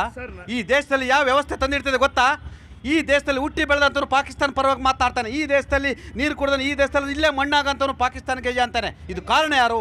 ಇದಕ್ಕೆ ಮೂಲ ನೀವು ಹೊಣೆಗಾರರು ಕಾಂಗ್ರೆಸ್. ನಾವು ಹೊಣೆ ಇಲ್ಲ, ಇದು ತುಷ್ಟೀಕರಣ. ಎಲ್ಲವೂ ಪ್ರವಕ್ ಬಿಜೆಪಿಯ ನಿಮ್ದು ಅಷ್ಟೇ ಸರ್ ತುಷ್ಟೀಕರಣ ಸರ್, ನಿಮ್ದು ತುಷ್ಟೀಕರಣ ಸರ್. ಯಾರಿಗೂ ದೊಡ್ಡದಿಲ್ಲ. ಪಾಕ್ ಅಂತ ಹೇಳಿದವನೇ ಕಾನೂನು ಕ್ರಮ ತಗೊಳುತ್ತೆ. ಅದು ಹಾಗೆ ನೋಡಿದೇವೆ. ನಿಮ್ಮ ರಾಜ್ಯಸಭಾ ಸದಸ್ಯನ ದಿವಸ ಏನಾಯ್ತು ನಾವು ನೋಡಿದೀವಿ. ನಿಮ್ಮ ಕಾನೂನು ಕ್ರಮ, ಹಳೆ ಹುಬ್ಬಳ್ಳಿ ಕೇಸನ್ನ ಪೊಲೀಸ್ ಸ್ಟೇಷನ್ ಬೆಂಕಿ ಇಡಕ್ ಹೋದಾರನ್ನ ಅದು ಬನ್ನಿ, ಕಾನೂನಿಗಿಂತ ದೊಡ್ಡವ್ರು ಯಾರು ಇಲ್ಲ ಅಂತ ಸಿದ್ದರಾಮಯ್ಯ ಮೊನ್ನೆ ಹೇಳಿದ್ದಾರೆ, ನಿನ್ನೆನೂ ಹೇಳಿದ್ದಾರೆ.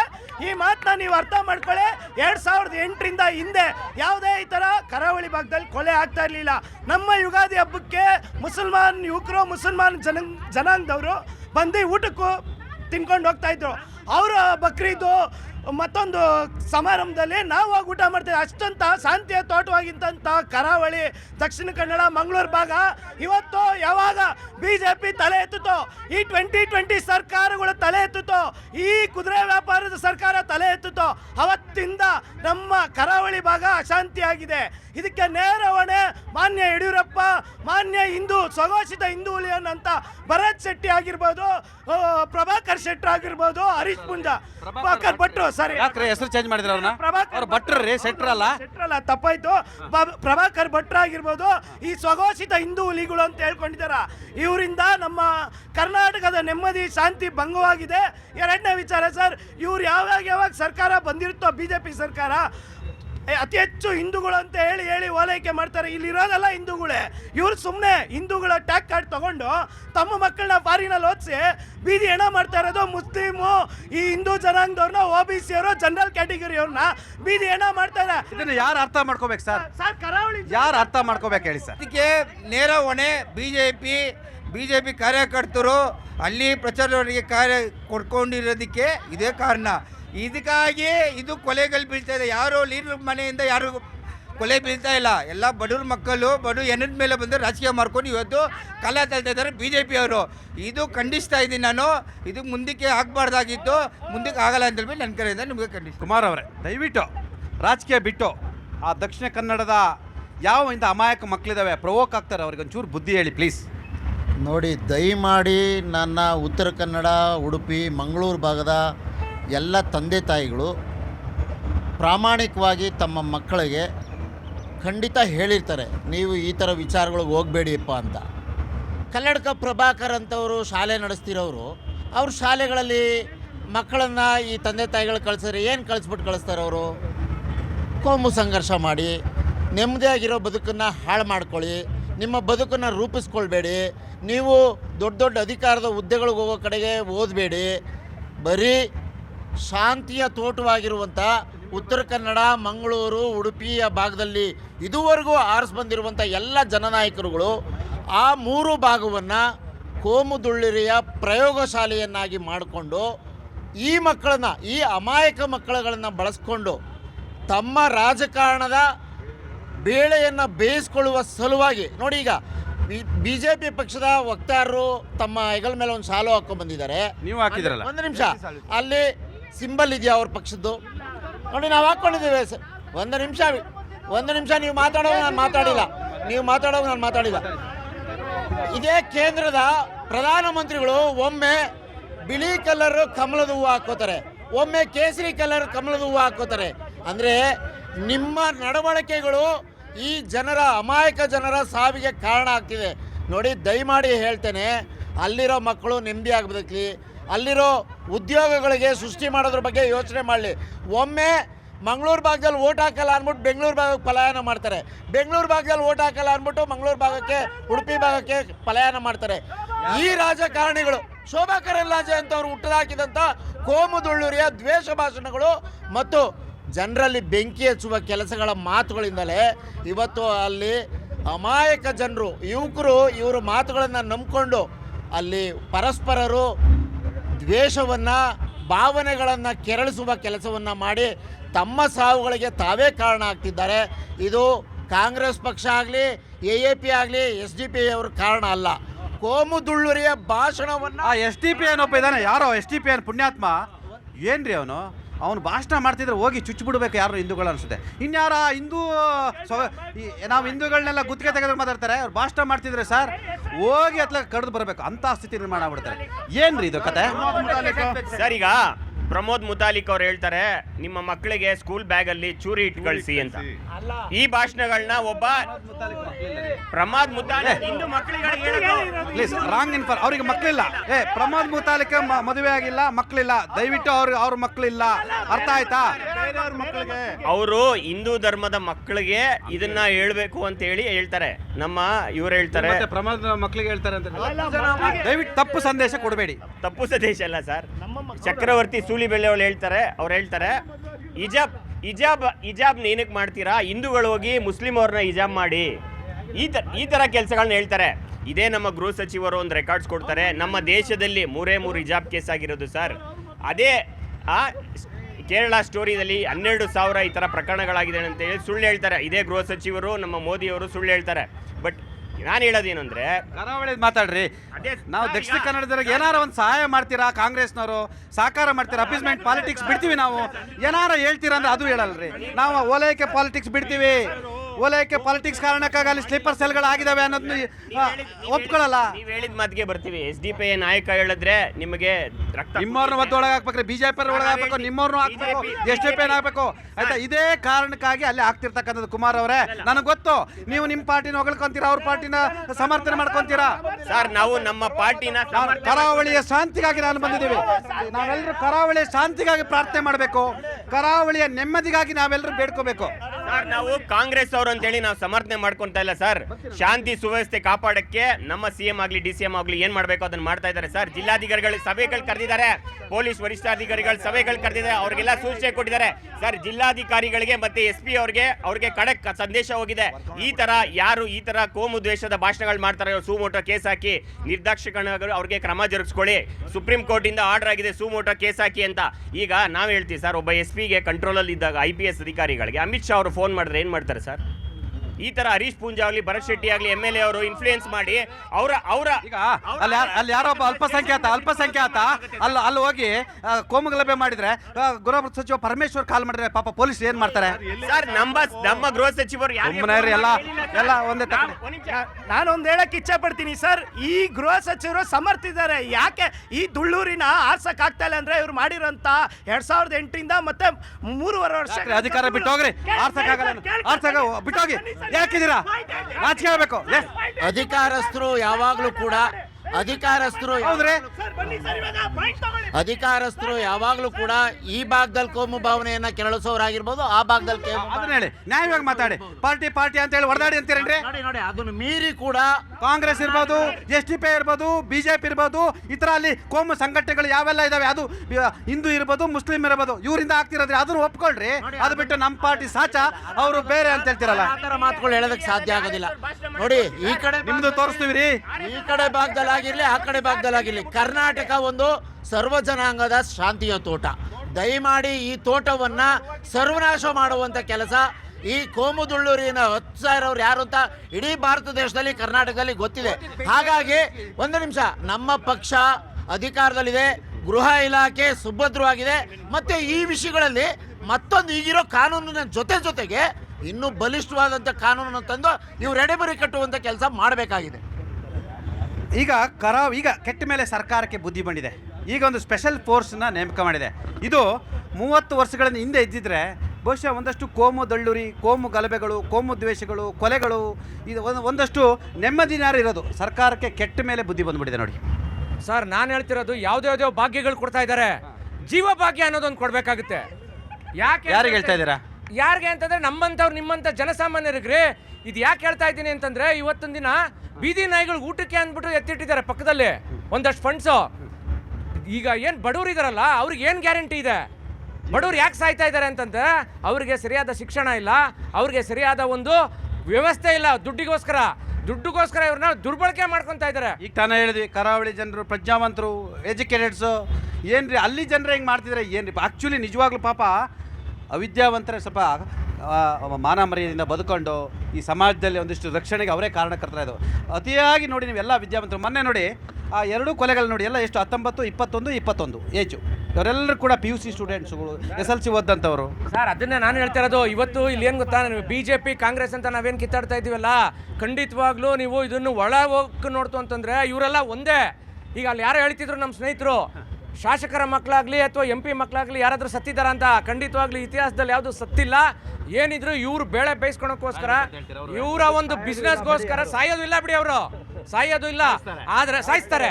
ಇದು ನೀವು ಹೇಳ್ದಂಗೆ ಏನು ಅಂತಂದರೆ, ಎಲ್ಲಿವರೆಗೂ ನಮ್ಮ ಜನ ಅದು ಅವರು ವಿದ್ಯಾವಂತರಾಗಿರಲಿ ಅವಿದ್ಯಾವಂತರಾಗಿರಲಿ ಈ ಒಂದು ಬಲೆಗೆ ಬೀಳೋವರೆಗೂ ಖಂಡಿತವಾಗ್ಲೂ ಈ ಶೋಷಣೆ ಇದ್ದೇ ಇರ್ತದೆ. ಈ ಶೋಷಣೆ ನಿಲ್ಲಬೇಕಂದ್ರೆ ನಾವೆಲ್ಲರೂ ಪ್ರಜ್ಞಾವಂತರಾಗಿ ಒಂದು ಮತ ಚಲಾಯಿಸೋದ್ರಲ್ಲಿರ್ಬೋದು ಅಥವಾ ಇವರು ಏನು ಆಮಿಷಗಳಿಗೆ ಆಮ್ ಆದ್ಮಿ ಪಾರ್ಟಿಗೆ ಅಂತ ಕೊನೆಗೆ ಬಂದ್ಬಿಡ್ತೀರಾ? ಸರ್ ನಾನು ಆಮ್ ಆದ್ಮಿ ಪಾರ್ಟಿ ಅಂತ ಹೇಳ್ತಾ ಇಲ್ಲ, ಇಲ್ಲಿ ಪಕ್ಷಾತೀತವಾಗಿ ನಾನು ಮಾತಾಡ್ತಾ ಇದ್ದೀನಿ. ಆಮಿಷಗಳಿಗೆ ನಾವು ಯಾವಾಗ ಕೈ ಒಡ್ತೀವೋ ಸರ್, ಇವತ್ತು ಒಂದು ಒಳ್ಳೆ ನಾಯಿಗೆ 5 ಲಕ್ಷ ರೂಪಾಯಿ 6 ಲಕ್ಷ ರೂಪಾಯಿ ಅಂತಾರೆ. ಎಲೆಕ್ಷನ್ ಟೈಮಲ್ಲಿ ನಮ್ದು ಏನು ಸರ್ ರೇಟು? 500 ರೂಪಾಯಿ 1000 ರೂಪಾಯಿ ಎಲ್ಲಿದೆ ಸರ್ ಮನುಷ್ಯನಿಗೆ ಬೆಲೆ? ಸೊ ಹಂಗಾಗಿ ನಾನು ಹೇಳ್ತಾ ಇರೋದು, ಪ್ರಜ್ಞಾವಂತರಾಗಿ ನಾವು ಮತ ಚಲಾಯಿಸೋದಿರ್ಬೋದು, ಆಮಿಷಕ್ಕೆ ಒಳಗಾಗ್ತಿಲ್ಲ ಅಂತಂದ್ರೆ ಖಂಡಿತವಾಗ್ಲೂ ಇದರಿಂದೆಲ್ಲ ನಾವು ಹೊರಗೆ ಬರ್ಬೋದು. ಎಸ್ ಸರ್ ಕರಾವಳಿ ಅಷ್ಟೇ ಅಲ್ಲ, ಈ ಥರ ಎಲ್ಲೇ ಇಡೀ ಇಡೀ ದೇಶದಲ್ಲಿ ಕರ್ನಾಟಕದಲ್ಲಿ ಕೋಮು ಗಲಭೆ, ಕೋಮು ದ್ವೇಷ ಹಚ್ಚತಕ್ಕಂಥವ್ರಿಗೆ, ಅದರಿಂದ ಬಲಿಯಾಗ್ತಕ್ಕಂಥವ್ರಿಗೆ ಏನು ಹೇಳಕ್ಕೆ ಬಯಸ್ತೀರಿ ಸತ್ತ? ಒಬ್ಬರು ಎಜುಕೇಟೆಡ್ ಇದ್ದೀರಾ. ಇವತ್ತು ನೋಡಿ ನಮ್ಮ BJP ಅವರಾಗಿರ್ಬೋದು, ಕಾಂಗ್ರೆಸ್ ಅವರಾಗಿರ್ಬೋದು, ಡಾಲರ್ಸ್ ಕಾಲೋನಿಲಿ, ಸದಾಶಿವ ನಗರದಲ್ಲಾಗಿರ್ಬೋದು ಅಥವಾ ರೇಸ್ ಕೋರ್ಸ್ ರೋಡಲ್ಲಾಗಿರ್ಬೋದು ಒಳ್ಳೊಳ್ಳೆ ಮನೆಗಳಿದ್ದಾರೆ, ಒಳ್ಳೆ ಬಿಲ್ಡಿಂಗು. ಇವ್ರ ಮಕ್ಳು ಏನು ಮಾಡ್ತಾರೆ, ಕಮ್ರೋ ಲೆಟ್ಸ್ ಗೋ ಟು ಪಬ್ ಅಂತ ಹೇಳ್ಬಿಟ್ಟು ಹೋಗ್ತಾರೆ. ಅದೇ ಇವರು ರಾಜಕಾರಣಿಗಳು ಏನು ಮಾಡ್ತಾರೆ, ಬಾಪ ವಿಧಾನಸೌಧದಲ್ಲಿ ಡಿಸ್ಕೌಂಟಲ್ಲಿ ಊಟ ಕೊಡ್ತಾರೆ, ತಿಂಡಿ ಕೊಡ್ತಾರೆ ಅಂತ ಎಲ್ಲ ಹೋಗಿ ತಿನ್ಕೊಂಡು ಆರಾಮಾಗಿದ್ದಾರೆ. ಆದರೆ ಅವರ ಹೆಂಡತಿಯರು ಸಹ ಈವ್ನಿಂಗ್ ಕ್ಲಬ್, ಮಧ್ಯಾಹ್ನ ಕ್ಲಬ್ ಅಂತ ತಿರುಗಾಡ್ತಾ ಇದ್ದಾರೆ. ಆದರೆ ಇವತ್ತು ಯಾರು ಅವರ ಸಾಮಾನ್ಯ ಕಾರ್ಯಕರ್ತರು ಇದ್ದಾರೆ, ಇವ್ರ ಶೋಕಿಗೋಸ್ಕರ ಭಾಷಣಗಳನ್ನ ಮಾಡ್ತಾರಲ್ಲ, ಆವಾಗ ಹೇಳ್ತಾರೆ ಹಿಂದೂ ಧರ್ಮಕ್ಕಾಗಿ ಸಾಯಲು ಸಿದ್ಧ, ಸಾಯಿಸಲು ಸಿದ್ಧ, ತಗೊಳ್ಳಿ ತಲ್ವಾರ್ ಅಂತಾರೆ ಒಬ್ಬ. ಇನ್ನೊಬ್ರು ಹೇಳ್ತಾರೆ ಕಾಫಿರಂಕೋ ಖತಮ್ ಕರ್ದೋ ಅಂತ ಹೇಳ್ತಾರೆ. ಈ ಒಂದು ಪ್ರಚೋದನಕಾರಿಯಾದಂಥ ಭಾಷಣಗಳನ್ನ ಮಾಡಿ ಇವತ್ತು ನಮ್ಮ ದೇಶವನ್ನ ಜಾತಿಯಲ್ಲಿ, ಧರ್ಮದಲ್ಲಿ ಮತ್ತೆ ವರ್ಣದಲ್ಲಿ ಕೆಳಗೆ ತುಳಿಯುವಂಥ ಎಲ್ಲ ಪ್ರಯತ್ನವನ್ನ ಇವತ್ತು ಎರಡೂ ಬದಲ 3 ಪಕ್ಷಗಳು ಮತ್ತೆ SDPI ಆಗಿರ್ಬೋದು ಎಲ್ಲ ಪಕ್ಷಗಳು ಸೇರಿ ರಾಜಕಾರಣಿಗಳು ಒಂದ್ ಕಡೆ ನಿಂತಿದ್ದಾರೆ, ಜನಸಾಮಾನ್ಯರನ್ನು ಒಂದ್ ಕಡೆ ನಿಂತಿದ್ದಾರೆ. ಯಾಕ್ರಿ ಅಲ್ಲಾಗಿರುವಂಥ ತಪ್ಪಿಗೆ ನೀವು ಕಾರಣವಲ್ಲ, ಪರಮೇಶ್ವರ್ ಅವರೇ ನೀವು ಕಾರಣರಲ್ವಾ? ಯಾಕೆ IPS ಅಧಿಕಾರಿಗಳನ್ನ ಟ್ರಾನ್ಸ್ಫರ್ ಮಾಡ್ತೀರಾ? ನೀವು ಸ್ವತಂತ್ರವಾಗಿ ರಾಜೀನಾಮೆ ಕೊಡಿ, ಅಥವಾ ನೀವು ಅಮಾನತಲ್ಲಿರಿ, ಅಥವಾ ನೀವು ನಿಮ್ಮ ಅಲ್ಲಿರ್ತಕ್ಕಂಥ MLAಗಳನ್ನ ಅಮಾನತಲ್ಲಿರಿ. ಯಾಕೆ IPS ಅಧಿಕಾರಿಗಳು ಮಾತ್ರ ನೀವು ಕ್ರಮ ಕೈಗೊಳ್ತೀರಾ? ಹೌದಲ್ವಾ? ನಿಜ ಅಲ್ವಾ ಇದು? IPS ಅಧಿಕಾರಿಗಳು ಏನ್ ಮಾಡಿದ್ದಾರೆ? ಅವ್ರನ್ನ ಯಾಕೆ ನೀವು ಟ್ರಾನ್ಸ್ಫರ್ ಮಾಡಿದ್ದೀರಾ? ನಿಮ್ಮ MLAಗಳನ್ನ ನೀವು ಟ್ರಾನ್ಸ್ಫರ್ ಮಾಡಿ, ಅಥವಾ ನಿಮ್ಮನ್ನ ನೀವು ಶಿಕ್ಷಿಸ್ಕೊಳ್ಳಿ. ಸಮಾಜಕ್ಕೆ ಹೋಗಿಯೋದು ಅದರಲ್ಲಿ ಒಂದು ಕಾಳಷ್ಟು ಆ ಕಡೆ ಆಗುತ್ತೆ. Thank you. Yes sir. ಯಾರು ಹೊಣೆ ಸರ್ ಈ ಸಾವುಗಳಿಗೆ? ಯಾರು ಹೊಣೆ? ಇದರಲ್ಲಿ ನಾನು ಹೇಳಬೇಕು ಅಂದರೆ ನಾವೇ ಹೊಣೆ. ಒಬ್ಬ ಮನುಷ್ಯನ ಒಳ್ಳೆಯ ಮನುಷ್ಯ ಅಂದ್ಬಿಟ್ಟು ಅವನಿಗೆ ನಾವು ಆರಿಸಿ ಕಳಿಸಿಲ್ವಲ್ಲ, ಅದೇ ನಮ್ಮ ಪ್ರಾಬ್ಲಮ್ಮು. ಏನಾಗಿದೆ ಗೊಳ, ಇವತ್ತು ಒಬ್ಬ ರಾಜಕೀಯ ವ್ಯಕ್ತಿಗಳು, ಕಾಂಗ್ರೆಸ್ನವರಾಗಲಿ BJP ಅವರು ಪ್ರತಿಯೊಬ್ಬರು ಕೂಡ ಅವ್ರವ್ರ ಬೇಳೆ ಬೇಯಿಸ್ಕೊಳ್ಳೋಕೆ ಓಟಿಗೋಸ್ಕರ ಇವತ್ತು ಜನಗಳಿಗೆ ಸಾಯಿಸ್ಕೊಂಡು ಕೂತಾರೆ. ಅಲ್ಲಿ ಅರ್ಥ ಆಗ್ತಿಲ್ಲಲ್ರಿ ಕರಾವಳಿ ಭಾಗದವ್ರಿಗೆ, ಈ ರಾಜ್ಯದಲ್ಲೆಲ್ಲ ಕೋಮು ದ್ವೇಷದ ಕೊಲೆ ಮಾಡತಕ್ಕರು, ಪ್ರತಿಕಾರದ ಕೊಲೆ ಮಾಡತ್ರ ಅರ್ಥ ಆಗ್ತಾ ಇಲ್ಲ ಅಲ್ಲಿ. ಪಾಪ ನಿಮಗೆ ಅರ್ಥ ಆಗ್ತಿದೆ, ಅವ್ರಿಗೆ ಅರ್ಥ ಆಗ್ತಿಲ್ಲಲ್ಲ, ಏನು ಮಾಡೋದು ಅದಕ್ಕೆ? ಇವತ್ತು ಹೇಳ್ಬೇಕಂದ್ರೆ ಆಕ್ಚುಲಿ ಇವರ ಮಕ್ಕಳೆಲ್ಲ ಆರಾಮಾಗಿ ಫಾರಿನಲ್ಲಿ ಓದ್ಕೊಂಡು ಕೂತಾರೆ. ಅದು ಗೊತ್ತಾಯ್ತು, ಎಲ್ಲ ಮಾತಾಡಿದ್ವಿ. ನಮ್ಮಂತ ಬಡ ಸ್ಥಿತಿಯಲ್ಲಿರೋ ಜನಗಳು ಮಾತ್ರ ನಾನು ಕಾಂಗ್ರೆಸ್, ನಾನು BJP ಅಂದ್ಕೊಂಡು ನಾವು ಒದ್ದಾಡ್ಕೊಂಡು ಒಬ್ಬೊಬ್ಬರು ಸಾಯಿಸ್ತಾ ಇದ್ದೀವಿ, ನಾವೇ ಸಾಯ್ತಾ ಇದ್ದೀವಿ ಇಲ್ಲಿ. ಒಟ್ಟಲ್ಲಿ ಹೇಳಬೇಕು ಅಂದರೆ ಮನುಷ್ಯ ನೋಡಿಕೊಂಡು ಒಳ್ಳೆ ಮನುಷ್ಯನಿಗೆ ನೋಡಿ ಆಯಿಸಿ ಅವ್ರಿಗೆ ಕಳಿಸ್ಕೊಡಿ ಅಂತ ನಾನು ಕೇಳಕ್ಕೆ ಇಷ್ಟಪಡ್ತೀನಿ. ಅನಿಲ್ ಅವರೇ ದಯಮಾಡಿ ಏನು ಮಾಡೋದು, ಇದಕ್ಕೆ ಪರಿಹಾರ ಏನು ಅಂತ ನಾನು ಒಂದೇ ಪರಿಹಾರ, ಯಾರ್ಯಾರು ಪ್ರಚೋದನಕಾರಿ ಭಾಷಣಗಳನ್ನ ಕೊಡ್ತಾರೆ ಅವ್ರ ಗನ್ಮ್ಯಾನ್ಗಳನ್ನ ಅವ್ರ ಗನ್ಮ್ಯಾನ್ಗಳನ್ನ ಅವ್ರನ್ನ ಪ್ರೊಟೆಕ್ಷನ್ ಕೊಡೋದು ನೀವು ಇವತ್ತು ನಿಲ್ಲಿಸಿ 3 ದಿನದಲ್ಲಿ ಸರಿ ಆಗುತ್ತೆ. ಇದೇನಾಗುತ್ತೆ ಅಂದರೆ ನಾನು ಬಂದು ಪ್ರಚೋದನಕಾರಿ ಭಾಷಣ ಕೊಡ್ತೀನಿ, ನನಗೆ 3 ಜನ ಪೊಲೀಸವ್ರನ್ನ ಕೊಟ್ಟು ನೀವು ನನಗೆ ಪ್ರೊಟೆಕ್ಷನ್ ಕೊಡ್ತೀರಾ. ಆಗೇನಾಗುತ್ತೆ, ಕೊನೆಗೆ ಯಾರೋ ನಿಂತ್ಕೊಂಡು ಕೇಳಿರೋ ಯುವಕ ಇರ್ತಾನಲ್ಲ, ಇವ್ರು ಮಾತು ಕಟ್ಕೊಂಡು ಯಾರಿಗೋ ಚುಚ್ಚುತ್ತಾನೆ. ಇದು ಏನಾಗುತ್ತೆ ಅಂದರೆ, ನೀವು ಪ್ರಚೋದನಕಾರಿ ಭಾಷಣ ಯಾರ್ಯಾರು ಕೊಡ್ತಿದ್ದಾರೆ ಕರ್ನಾಟಕದಲ್ಲಿ ಅವ್ರು ಪಟ್ಟಿ ಮಾಡಬೇಕು. ಅವ್ರ ಗನ್ಮ್ಯಾನ್ಗಳನ್ನ ಅವ್ರಿಗೆ ಕೊಟ್ಟಿರೋ ಸರ್ಕಾರಕ್ಕೆ ಮತ್ತು ಪೊಲೀಸ್ ಇಲಾಖೆ ಜೋರಾಗಿ ಹೇಳಿ ಪ್ಲೀಸ್ ಕೇಳಿಸೋಂಗೆ. ಸರ್ಕಾರಕ್ಕೊಂದು ಮಾತು ಹೇಳ್ತಾ ಇದ್ದೀನಿ, ಇವತ್ತು ಇಡೀ ರಾಜ್ಯದಲ್ಲಿ ಯಾರ್ಯಾರು ಪ್ರಚೋದನಕಾರಿ ಭಾಷಣ ಮಾಡ್ತಾ ಇದ್ದಾರೆ ಅವ್ರ ಗನ್ಮ್ಯಾನ್ಗಳನ್ನ ಅವ್ರಿಗೆ ಕೊಟ್ಟಿರೋ ಪ್ರೊಟೆಕ್ಷನ್ನ ನಿಲ್ಲಿಸಿ 3 ದಿನದಲ್ಲಿ ಇಡೀ ರಾಜ್ಯದಲ್ಲಿ ಶಾಂತಿ ಹುಟ್ಟುತ್ತೆ. ಇವತ್ತು ಅವನ ಮಾತು ಕೇಳ್ಕೊಂಡು ಕೊನೆ ಚೇರಲ್ಲಿ ಕೂತಿರೋನು ತೊಗೊಂಡೋಗಿ ಯಾರಿಗೋ ಚುಚ್ತಾ ಇದ್ದಾನೆ. ಇವತ್ತು ಇವ್ರು ಯಾರುಗಳಿಗೂ ಚುಚ್ಚಲ್ಲ. ಇವ್ರು 3 ದಿನ ಮೊದಲು ಬಂದು ಭಾಷಣ ಮಾಡಿ ಓಡೋಗ್ತಾರೆ, ಅದಾದ್ಮೇಲೆ ಅಮೆರಿಕ ಸತ್ತೋಗ್ತಿದ್ದಾನೆ. ಈ ಅಮಾಯಕ ಸತ್ತೋಗ್ಬಾರ್ದು ಅಂದರೆ ಮೊದಲಿಗೆ ನೀವು ಇವರಿಗೆಲ್ಲ ನೀವು ಸೋಮೋಟೋ ಕೇಸ್ಗಳನ್ನ ಹಾಕಿ ಒಳಗಾಕಿ ಹೊರಗಡೆ ಬಂದ ಮೇಲೆ ಪ್ರೊಟೆಕ್ಷನ್ ಕೊಡಬೇಡಿ.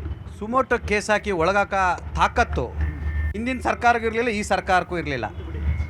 ಏನು ಮಾಡೋಕ್ಕೆ ಪರಿಹಾರ ಏನು? ಜನ ಬುದ್ಧಿ ಕಲಿಬೇಕು. ಯಾವುದೇ ಅವ್ರ ತಂದೆ ತಾಯಿಗಳು ಅವರಾಗೆ ಬುದ್ಧಿ ಕಲ್ತ್ರೆ ಅವ್ರ ಜೀವ ಉಳಿಯುತ್ತೆ. ಹಿಂದಿನ ಸರ್ಕಾರ ಆಗಲಿ, ಹೌದಲ್ವ ಸರ್? ಗಂಡಸತ್ ಮುಂಡೆ ಇದ್ದಂಗೆ ಅದು. ಹಿಂದಿನ ಸರ್ಕಾರ ಆಗಲಿ, ಈಗ ಸರ್ಕಾರ 2 ಗಂಡಸತ್ ಮುಂಡೆ ಇದ್ದಂಗೆ. ಗಂಡಸ್ತಾನ ಇಲ್ದಿದ್ದವ್ರು ಸರ್ಕಾರ ಬಂದು ನಾವು ಓಟ್ ಕೊಟ್ಟರೆ ನಮ್ಮ ಕರ್ಮ ಅದು. ಅದಕ್ಕೋಸ್ಕರ ನೋಡಿ ಮಾಡಿ ಒಳ್ಳೆಯವ್ರು ಯಾರು ಅಂತ ಆಯ್ಕೆ ಮಾಡಬೇಕು. ಆದರೆ ಮಂಗಳೂರು ಜನ ತುಂಬ ಸಭ್ಯರು. ಮುಂದಾದರೂ ಅಷ್ಟೇ ನಿಮ್ಮ ಮಕ್ಕಳನ್ನು ನೀವು ಸೈಲೆಂಟಾಗಿ ಇಟ್ಕೊಂಡು ಮನೇಲಿ ಪೋಸ್ಟ್ ಮಾಡಿ, ಯಾವುದೇ ರಾಜಕೀಯ ವ್ಯಕ್ತಿಗಳಿಗೆ ನಿಮ್ಮ ಮಕ್ಕಳನ್ನು ಸಾಕಾರ ಮಾಡಿ ಅಂತ ನೀವು ಕಳ್ಸೋಕೋಬೇಡಿ. ಇದೇ ನನ್ನ ಕೋರಿಕೆ ಮಂಗಳೂರು ಜನತೆಗೆ ಅಂತ ಹೇಳ್ತಾ ಇದ್ದೀನಿ. ನಮಸ್ಕಾರ. ಮಂಗಳೂರಿನ ಹೆಣ್ಣು ಮಕ್ಕಳಿಗೆ ಒಂಚೂರು ಹೇಳಿ, ನಿಮ್ಮ ಮಕ್ಕಳಿಗೆ ಬುದ್ಧಿ ಹೇಳಿ. ಮಂಗಳೂರಿನ ತಂದೆ ತಾಯಿಗಳಿಗೆ ಏನು ಇದರಿಂದ ಹೇಳಕ್ಕೆ ಇಷ್ಟಪಡ್ತೀನಿ ಅಂದರೆ, ನಿಮ್ಮ ಮಕ್ಕಳನ್ನು ಈ ಸಿಚುಯೇಷನಲ್ಲಿ ಸ್ವಲ್ಪ ತಿಂಗಳ ಕಾಲ ಆಚೆ ಯಾರು ಬಿಡಬೇಡ್ರಿ. ಯಾಕೆಂದರೆ ಅಲ್ಲಿನ ಪರಿಸ್ಥಿತಿ ಈಗ ಸರಿ ಇಲ್ಲ. ಅದನ್ನು ಪೊಲೀಸು ಸುಮಾಟ ಇದನ್ನೆಲ್ಲ ಬಂದೋಬಸ್ತ್ ಮಾಡಿ ಅದೆಲ್ಲ ಸ್ವಲ್ಪ ಶಾಂತಿಯುತವಾಗಿ ತಗೊಂಬಂದು ನಂತರ ನೀವು ಇದು ಮಾಡ್ಕೊಳ್ಳಿ. ಯಾಕೆಂದರೆ ಇಲ್ಲಿ ಕೊಲೆ ಆಗ್ತಾ ಇರೋದು ಅಮಾನುಷವಾಗಿ ಬಡ ಮಕ್ಕಳುಗಳು. ಪಾಪ ಅವ್ರಿಗೆ ಏನೂ ಇರಲಿಲ್ಲ, ಅವ್ರಿಗೇನೂ ಗೊತ್ತಿರಲ್ಲ. ಪ್ರಜಾತಕಾರಣ ಭಾಷಣ ಮಾಡ್ತಾರೆ, ನಾನು ಹಿಂದೂ, ನಾನು ಮುಸ್ಲಿಂ, ಅವರದು ಇವರಿದು, ನಾನು ಸಿದ್ದರಾಮಯ್ಯವ್ರ ಪರ, ನಾನು ಇನ್ನೊಬ್ಬರ ಪರ ಅಂತ ಹೇಳ್ಬಿಟ್ಟು. ಮೇಡಮ್ ಒಂದಷ್ಟು ಅಡ್ವೈಸ್ ಮಾಡಿ ಪ್ಲೀಸ್. ನಾನು ಫಸ್ಟು ಏನು ಹೇಳ್ತೀನಿ ಅಂದರೆ, ಎಲ್ಲ ಪಕ್ಷದವರು, ಇಟ್ ಕುಡ್ ಬಿ ಹಿಂದೂ ಇರಲಿ, ಮುಸ್ಲಿಮ್ಸ್ ಇರಲಿ, ಯಾರೇ ಇರಲಿ, ಈ ಧರ್ಮ, ಆ ಧರ್ಮದ ಪರವಾಗಿ ಭಾಷಣ ಮಾಡೋದು ನಿಲ್ಲಿಸಿ. ಅಂದರೆ ನಮಗೆ ನಮ್ಮ ಧರ್ಮ ಹೆಚ್ಚಾದರೆ ಕಾಂಗ್ರೆಸ್ ಅವ್ರಿಗೆ ಅವರ ಧರ್ಮ ಹೆಚ್ಚು, ಒಂದು ಪಂಗಡದ ಧರ್ಮ ಹೆಚ್ಚು. ಈ ನಾವೇ ಪ್ರಚೋದನಕಾರಿ ಭಾಷಣ ಮಾಡಿಬಿಟ್ಟು ಮಂಗಳೂರಲ್ಲಿ ಕೊಲೆ ಆಗ್ತಾ ಇದೆ ಅನ್ನೋದು ತಪ್ಪು. ಆ ಕಾಂಗ್ರೆಸ್ ಅವರು ಅವ್ರ ಪರವಾಗಿ, ಅವ್ರ ಬ್ರದರ್ಸ್ಗಳ ಪರವಾಗಿ ಮಾಸ್ಕು ಮಸೀದಿಯಲ್ಲಿ ಕೂಡ ಭಾಷಣಗಳು ಮಾಡ್ತಾ ಇದ್ದಾರೆ, ಕಾಫಿರನ್ನ ಮರ್ಡರ್ ಮಾಡಿ ಅಂತ. ಇದನ್ನ ಅವ್ರಿಗೂ ಹೇಳಿ. ಕಾಂಗ್ರೆಸ್ ಪರಿಹಾರ ಏನು ಬ್ರದರ್? ಖಂಡಿತ ಇದಕ್ಕೆ ಒಂದೇ ಒಂದು ಪರಿಹಾರ ಅಂತ ಹೇಳಿದ್ರೆ, ಸರ್ಕಾರ ಯಾವತ್ತೂ ಸರ್ಕಾರ ಆಗಿರಬೇಕು. ಕ್ರಿಮಿನಲ್ಗಳ ರೀತಿಯಲ್ಲಿ ನೋಡಬೇಕು. ಕ್ರಿಮಿನಲ್ಗಳು ಪೊಲೀಸ್ ಸ್ಟೇಷನ್ಗೆ ಬೆಂಕಿ ಇಟ್ಟರು ಅವರ ಕೇಸ್ಗಳನ್ನ ವಾಪಸ್ ತಗೊಳ್ಳೋದು, ಮನೆಗೆ ಬೆಂಕಿ ಇಟ್ಟವ್ರಿಗೂ ಕೂಡ ಕೇಸ್ಗಳನ್ನ ವಾಪಸ್ ತಗೊಳ್ಳೋದು, ಅವ್ರ ಹಿಂದೆ ನಾವು ಬ್ರದರ್ಸ್ ಅಂತ ನಿಂತ್ಕೊಳ್ಳೋದು, ಇದು ತಪ್ಪದಾಗ ಮಾತ್ರನೇ. ಕ್ರಿಮಿನಲ್ಗಳಾದಾಗ ಮಾತ್ರ ನೋಡಿದಾಗ ಮಾತ್ರನೇ ಇದಕ್ಕೆ ಇತಿಶ್ರೀ ಆಡುತ್ತೆ. ದಯವಿಟ್ಟು ಸರ್ಕಾರ ಓಲೈಕೆ ರಾಜಕಾರಣ ಬಿಟ್ಟು, ವೋಟ್ ಬ್ಯಾಂಕ್ ರಾಜಕಾರಣವನ್ನು ಬಿಟ್ಟು ಸರ್ಕಾರ ಥರ ಇರಬೇಕು. ಸಿದ್ದರಾಮಯ್ಯರು ಕೂಡ ಗಂಡಸರಾಗಿ ಕೆಲಸ ಮಾಡಬೇಕು. ಸರ್, ಪರಿಹಾರ ಅಂದರೆ ಈಗ ಸಂವಿಧಾನ ಅಡಿಯಲ್ಲಿ, ಕಾನೂನು ಅಡಿಯಲ್ಲಿ ನಾವು ಬದುಕಬೇಕು, ಅನ್ಯ ಧರ್ಮದವರು ಬದುಕಬೇಕು. ಇಲ್ಲಿ ಆ ರೀತಿ ಆಗ್ತಿಲ್ಲ. ರಾಜ್ಯ ಸರ್ಕಾರ ಓಲೈಕೆ ಒಂದು ವೋಟ್ ಬ್ಯಾಂಕ್ಗೋಸ್ಕರ ಆ ಧರ್ಮನ ಎತ್ತಿ ತಲೆ ಮೇಲೆ ಕೂರಿಸ್ಕೊಂಡಿದ್ದಾರೆ. ಅದೇ ಮೂಲ ಎಫೆಕ್ಟ್ ಆಗಿರೋವಂಥದ್ದು ರಾಜ್ಯದಲ್ಲಿ. ಅದೇ ಇವ್ರದ್ದು ಏನು ಗೊತ್ತಾ ಸರ್, ಸರಿಸಮವಾಗಿ ಮಾತೆತ್ತಿದ್ರೆ ಜಾತ್ಯತೀತ ಅಂತಾರೆ. ಎಲ್ಲೋಯ್ತು ಜಾತ್ಯತೀತ? ಮಾತೆತ್ತಿದ್ರೆ ಕೋಮುವಾದಿ ಅಂತಾರೆ, ನಾಟಕ ಆಡ್ತಾರೆ. ರಾಜ್ಯ ಸರ್ಕಾರ ನಾಟಕ ಆಡ್ಕೊಂಡೆ ಜೀವನ ನಡೆಸಿದೆ. ಇದಕ್ಕೆ ಮೂಲ ಪರಿಹಾರ ಅಂದರೆ ಗೃಹ ಇಲಾಖೆ, ಗೃಹ ಮಂತ್ರಿಗಳು ಬದಲಾಗಬೇಕು. ಯಾರು ಗಟ್ಟಿ ತಾಕತ್ತಿರೋರು ಬರಬೇಕು ಸರ್, 100% ಬರಬೇಕು. ಹಿಂದೂ ಮುಸ್ಲಿಂ ಬಾಯಿ ಅಂತ ಭಾಷಣ ಮಾಡ್ತಾರೆ. ಕರಾವಳಿ ಭಾಗದಲ್ಲಿ ಬಲಿ ಆಗ್ತಿದೆ ಮೇಡಮ್. ತಾವು ಕೂಡ ವಿದ್ಯಾವಂತರಿದ್ದೀರಾ. ಈ ಕರಾವಳಿ ಭಾಗದ ಈ ಕೋಮು ದೇಶದ ಕೊಲೆಗಳಿಗೆ ಮುಕ್ತಿ ಯಾವಾಗ? ಮುಕ್ತಿ ಅವರೇ ಹೇಳ್ಬೇಕು. ಅವರೇ ತಗೊಂಡ್ ಬಂದು ಹಾಕ್ತಾ ಇರೋದು ರೋಡಲ್ಲಿ, ನಾವ್ ತಗೊಂಡ್ ಬಂದು ಹಾಕ್ತಾ ಇಲ್ಲ. ಯಾಕಂದ್ರೆ ಹೌದು, ನೀವೇ ಕಮ್ಯುನಿಸಂ ತಗೊಳ್ತಾ ಇರೋದು, ನೀವೇ ಕಮ್ಯುನಿಸಂ. ಅವ್ರು ಮಾಡ್ತಾ ಇರೋದು ಕಮ್ಯುನಿಸಂ. ನಮ್ ಕಾಂಗ್ರೆಸ್ ಅಲ್ಲಿ ಅವರಲ್ಲಿ ಅವ್ರ ಮನಸ್ಸಲ್ಲಿ ಒಂದು ಇದೇ ಇಲ್ಲ. ಅವ್ರಿಗೆ ತಗೊಂಡ್ ಬಂದು ರೋಡಲ್ಲಿ ನೀವ್ ಮಾಡ್ತಾ ಇದೀರ. ಇಲ್ಲಿ ಯಾರು ಹೋಗ್ತಾ ಇರೋದು? ನಾರ್ಮಲ್ 1000 ಜನಕ್ಕೆ ಹೋಗ್ತಾ ಇರೋದು. ಅವ್ರು ಹೋಗ್ತಾ ಇಲ್ಲ, ಇವ್ರು ಹೋಗ್ತಾ ಇಲ್ಲ. ಯಾರು ಮರ್ಡರ್ ಆಗ್ತಾ ಇರೋದು? ನಾರ್ಮಲ್ ಅವ್ರು ಅಮಾಯಕರುಗಳು ಮರ್ಡರ್ ಆಗ್ತಾ ಇದ್ದಾರೆ. ಇವ್ರಿಗೆಲ್ಲ ಹೇಳ್ಬೇಕು, ಅವರೇ ಲೆಕ್ಕಾಚಾರ ಹೇಳ್ಬೇಕು ಇವ್ರಿಗೆಲ್ಲ.